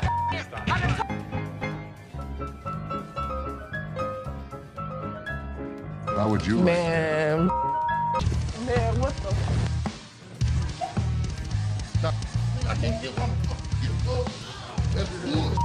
In this segment, a discussion ensues about cards and a potential liver transplant. The shopkeeper encounters a situation where the customer's intentions are unclear. Misunderstandings arise, and the shopkeeper skillfully navigates the conversation. The dialogue touches on humorous elements while portraying the complexity of communication in a retail setting. What, is it, ma'am? Is it? I don't know. You tell me. Man, come on, you the dude with the ponytail? The wife's racking my nuts on the telephone constantly. Start 2 earrings in your ears. Does it matter? Just take it off, put it with mine a little bit, let it get a little bit more weight to it, and go ahead and give me my money. Does that make sense? Right this way. You can't come back. Damn this! Go out my way, damn one of y'all touch me! I'll break this. I'm more than happy to go to the ends of the earth for you. When you come in like an ass, you be walked out like an ass. The scene takes a surprising turn as the atmosphere shifts. The shopkeeper reassures the customers that despite challenges, the store is dedicated to going the extra mile for them.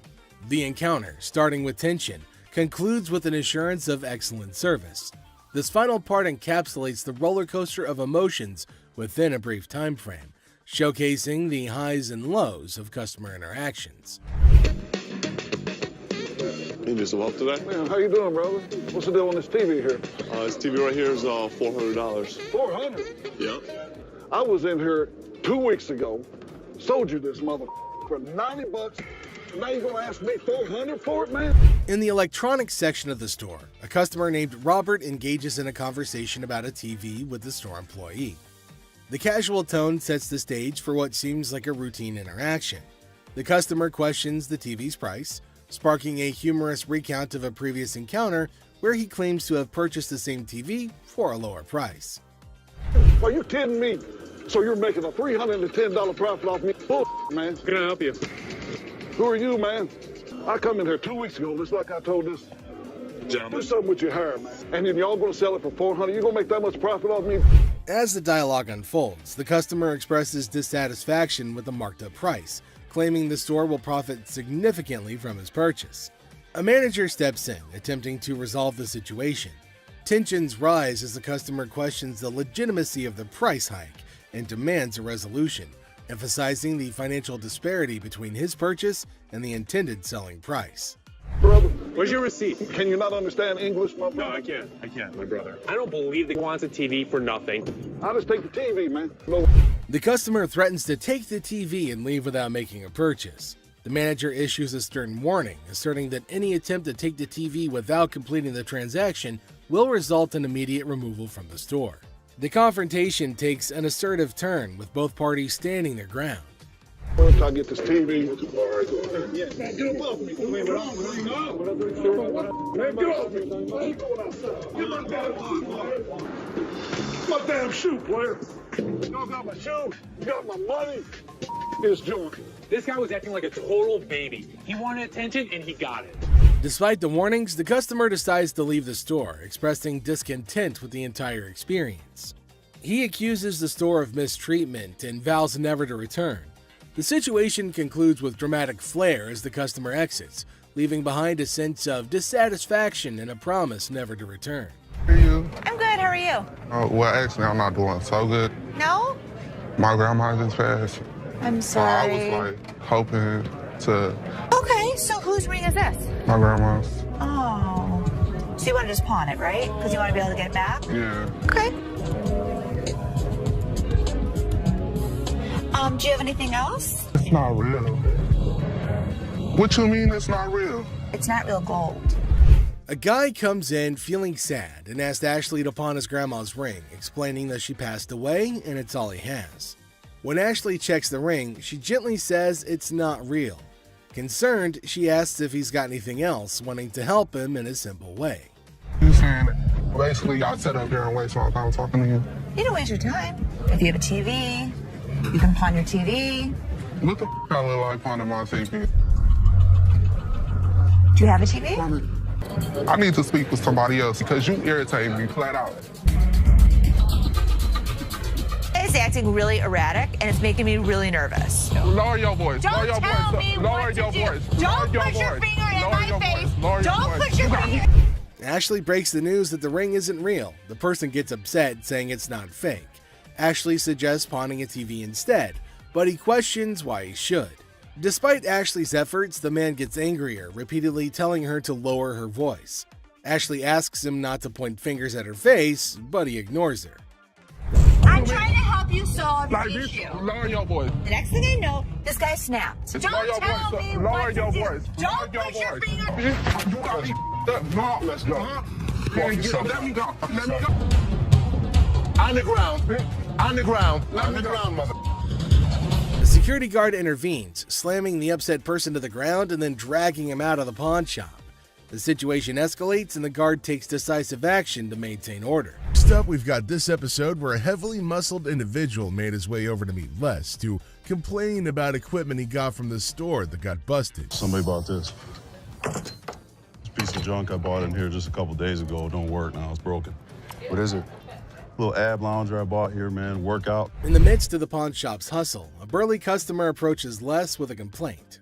He's upset about a busted piece of exercise equipment, an AV lounger purchased just days ago.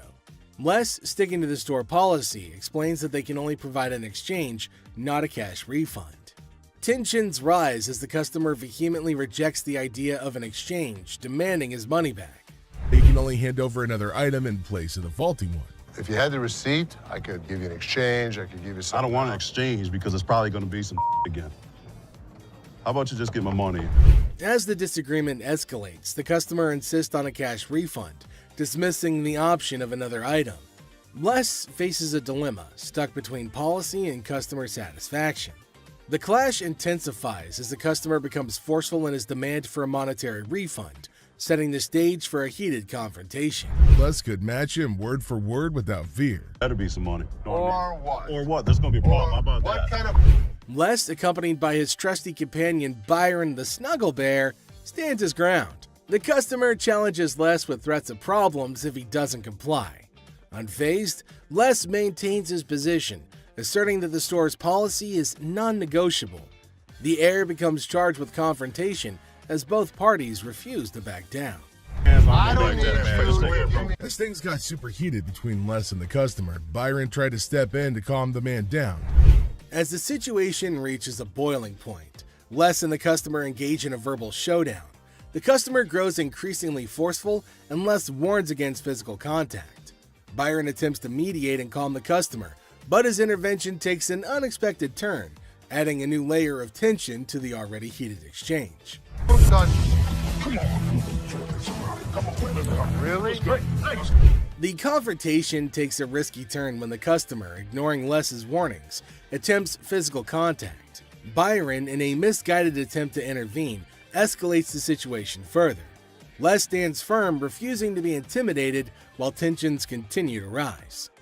Les questions a man's marriage. Les uses a customer's words against her. There's trouble in the office, but Les reminds Seth that he's the boss. Les kicks off the day questioning a man's marriage, using customers' words against her. Trouble brews in the office, but Les asserts his authority as the boss, teaching a disrespectful man a memorable lesson. Les shows that he's not just a pawnbroker, baby. He's a boss in control. Here are savage Les Gold moments. It looks like Les is more interested in this man's marriage than his business. Les woke up this morning with the urge to roast someone, and of all the people he could roast, he picked this guy. Things take an unexpected turn.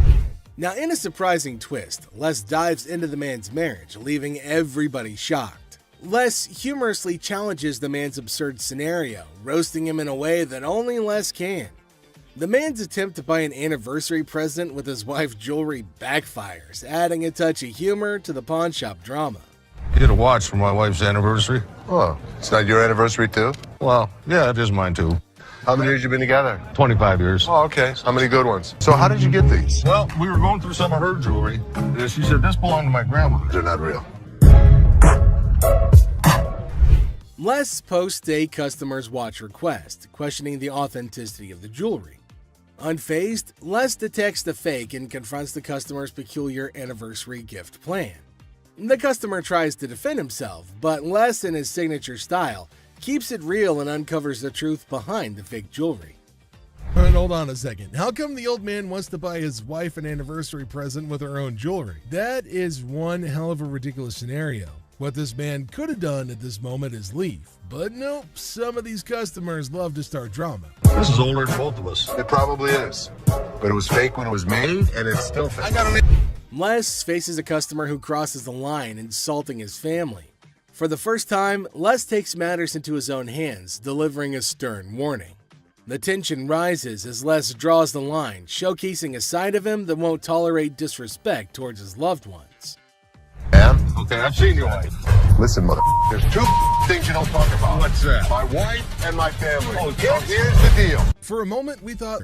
Two of you. Here's the deal. Get out of here. Two of you. I'll hurt you guys so bad. Sure you will. Better get the front. Sure you will. In a final showdown, Les lays down the law. With no patience left, he kicks the disrespectful customers out, warning them of dire consequences if they return. Les reveals his savage side, making it clear that disrespecting his family won't be tolerated under any circumstances. Hello, how are you doing today? I'm good. How are you, sir? That's good. I want to pound this TV. I can go 100. Excuse me? So here's a guy who wants $400 on a $200 TV. What the is he thinking? People can help me move my stuff back in my mother's house. 100 is not going to do, sir. I need more than that. But I can't give you more. See, it's a used TV. A young man enters the pawn shop seeking to pawn a TV for $400. Les, the owner, declines the initial offer and counteroffers $100. The guy, explaining his need to move back to his mom's house, expresses that $100 won't be sufficient for his situation. You know, I have to get away. You see this? He did this last night. What did he do to you last night? He beat me up last night. You clearly don't see that.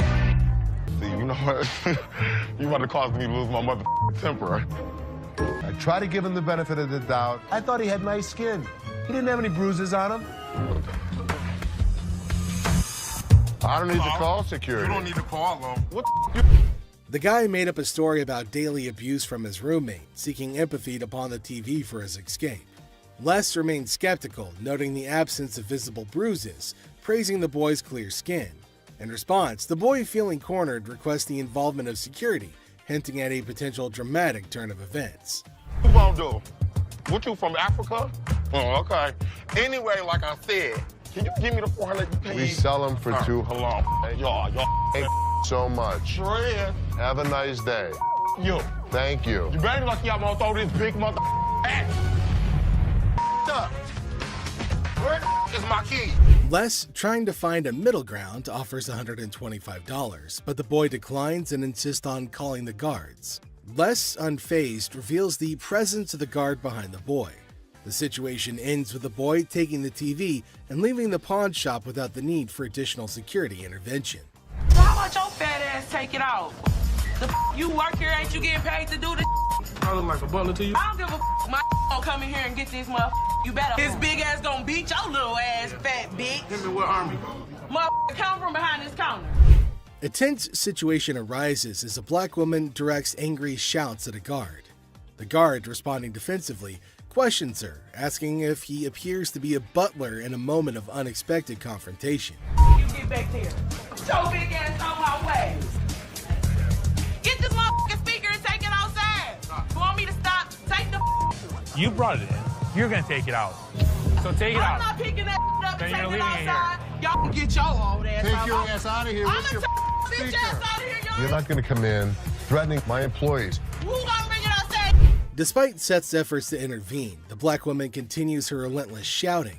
Even another guard struggles to remove her. Suddenly, she notices Les, the owner, standing behind her. In an unexpected turn, she bursts into laughter and mockingly tells Les to leave. Yo, big ass, you can grab that bitch too, ogre. My big ass, Shrek ass following behind me. We will give you the respect and the decency you deserve, but when you're threatening my family, we throw you out of here. Bitches, for life. Taking matters into her own hands, the woman starts leaving, dubbing the guards as Shrek on her way out. The situation takes an unexpected and humorous turn as she adds a touch of sass to her departure. Let's take a look at it. All right. I'm here with my man, and we got in a big argument, and he left me, so I need to He get left back you home. here? To Hawaii. Oh, really? Where about? Honolulu. Oh, okay. Got a ride from my cousin, so you gotta hurry up. There came a woman at Ashley's counter to sell her chain. Now Ashley's looking at her chain to see whether it's worthy enough or not. She's asking Ashley to hurry up as she has to leave earlier as her spouse has left her alone here. Really? Okay. How much did you need? I was just trying to knot this for you to be nice, but. $600. What up with that? I got this from one of my aunts in Africa. This is $600. Oh, do you know what it is? It's actually a Tahitian pearl. No, this is from Africa. This is an African pearl. Ashley asked her how much she wanted for her jewelry. Now the woman said $600, which is a lot more than Ashley was willing to spend, since Ashley said that it's not an African stone, but the woman was arguing that it was. 600. My ticket cost $600. That's how much I need. Do you have anything else? No. Excuse me? No. Ashley told her that they're not African pearls, so it's not worth $600, but far less. It was at this point that the woman started acting rude. Ashley got shocked at her stupidity and rude behavior. Eventually, she started behaving really bad as Ashley got angrier. What's gonna happen next? 600 or not? You can't get 600 on this. Okay. And also, don't call me a bitch. So you mean to tell me that this ain't worth a thing? That's not what I said. It could be worth something. Okay, can I get $5.99? No. Some kind of problem? Okay. Exactly. Can I get $600 No, or you not? can't get anything. Okay, You can't talk to her like this. You can't get... Oh, I can left you now. Bitch, you don't know what I'm not leaving no place. Yes, you are. Oh, no. All right. Oh, yes, What? you are. What are you gonna do? I'll kiss my... Honey, you don't have that kind of money. All right. You. All of y'all. Bitch. If you want some help, talk to us like a human being. I'm leaving. Aloha. Who the they think they is? Them. Which... Some jewelry for my daughter. Her birthday's in like 2 weeks. For sure. How old is she gonna be? She's gonna be 12. She's gonna be 12. Yep. Do you want a Kleenex? I've got allergies, man. I itch like super bad. I'm not picking it, I promise. Okay. We have a heart one that's really pretty. Can I see it?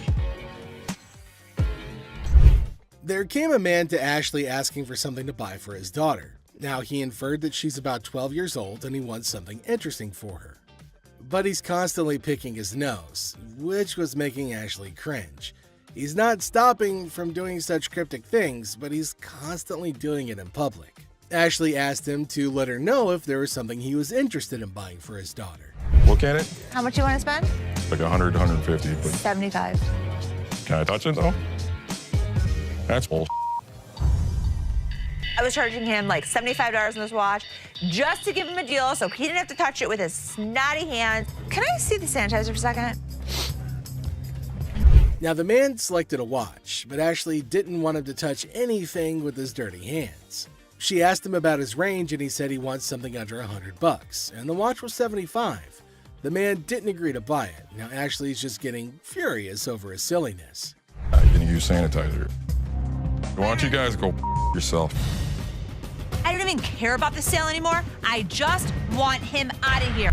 Ashley asked him to use sanitizer before touching anything in the shop, but he refused. And this is going to be a very serious problem. They're probably going to have a fight. Ashley got angry and asked him to leave despite no deal. She just wanted him gone. She didn't care for the deal or profit, but just getting him out of the shop. Well, then came the guards who made sure that he left, and Ashley used sanitizer everywhere on everything that he put his hands on. Well, that's it for today, everybody. Thanks for being part of the Hardcore Pawn adventure with us.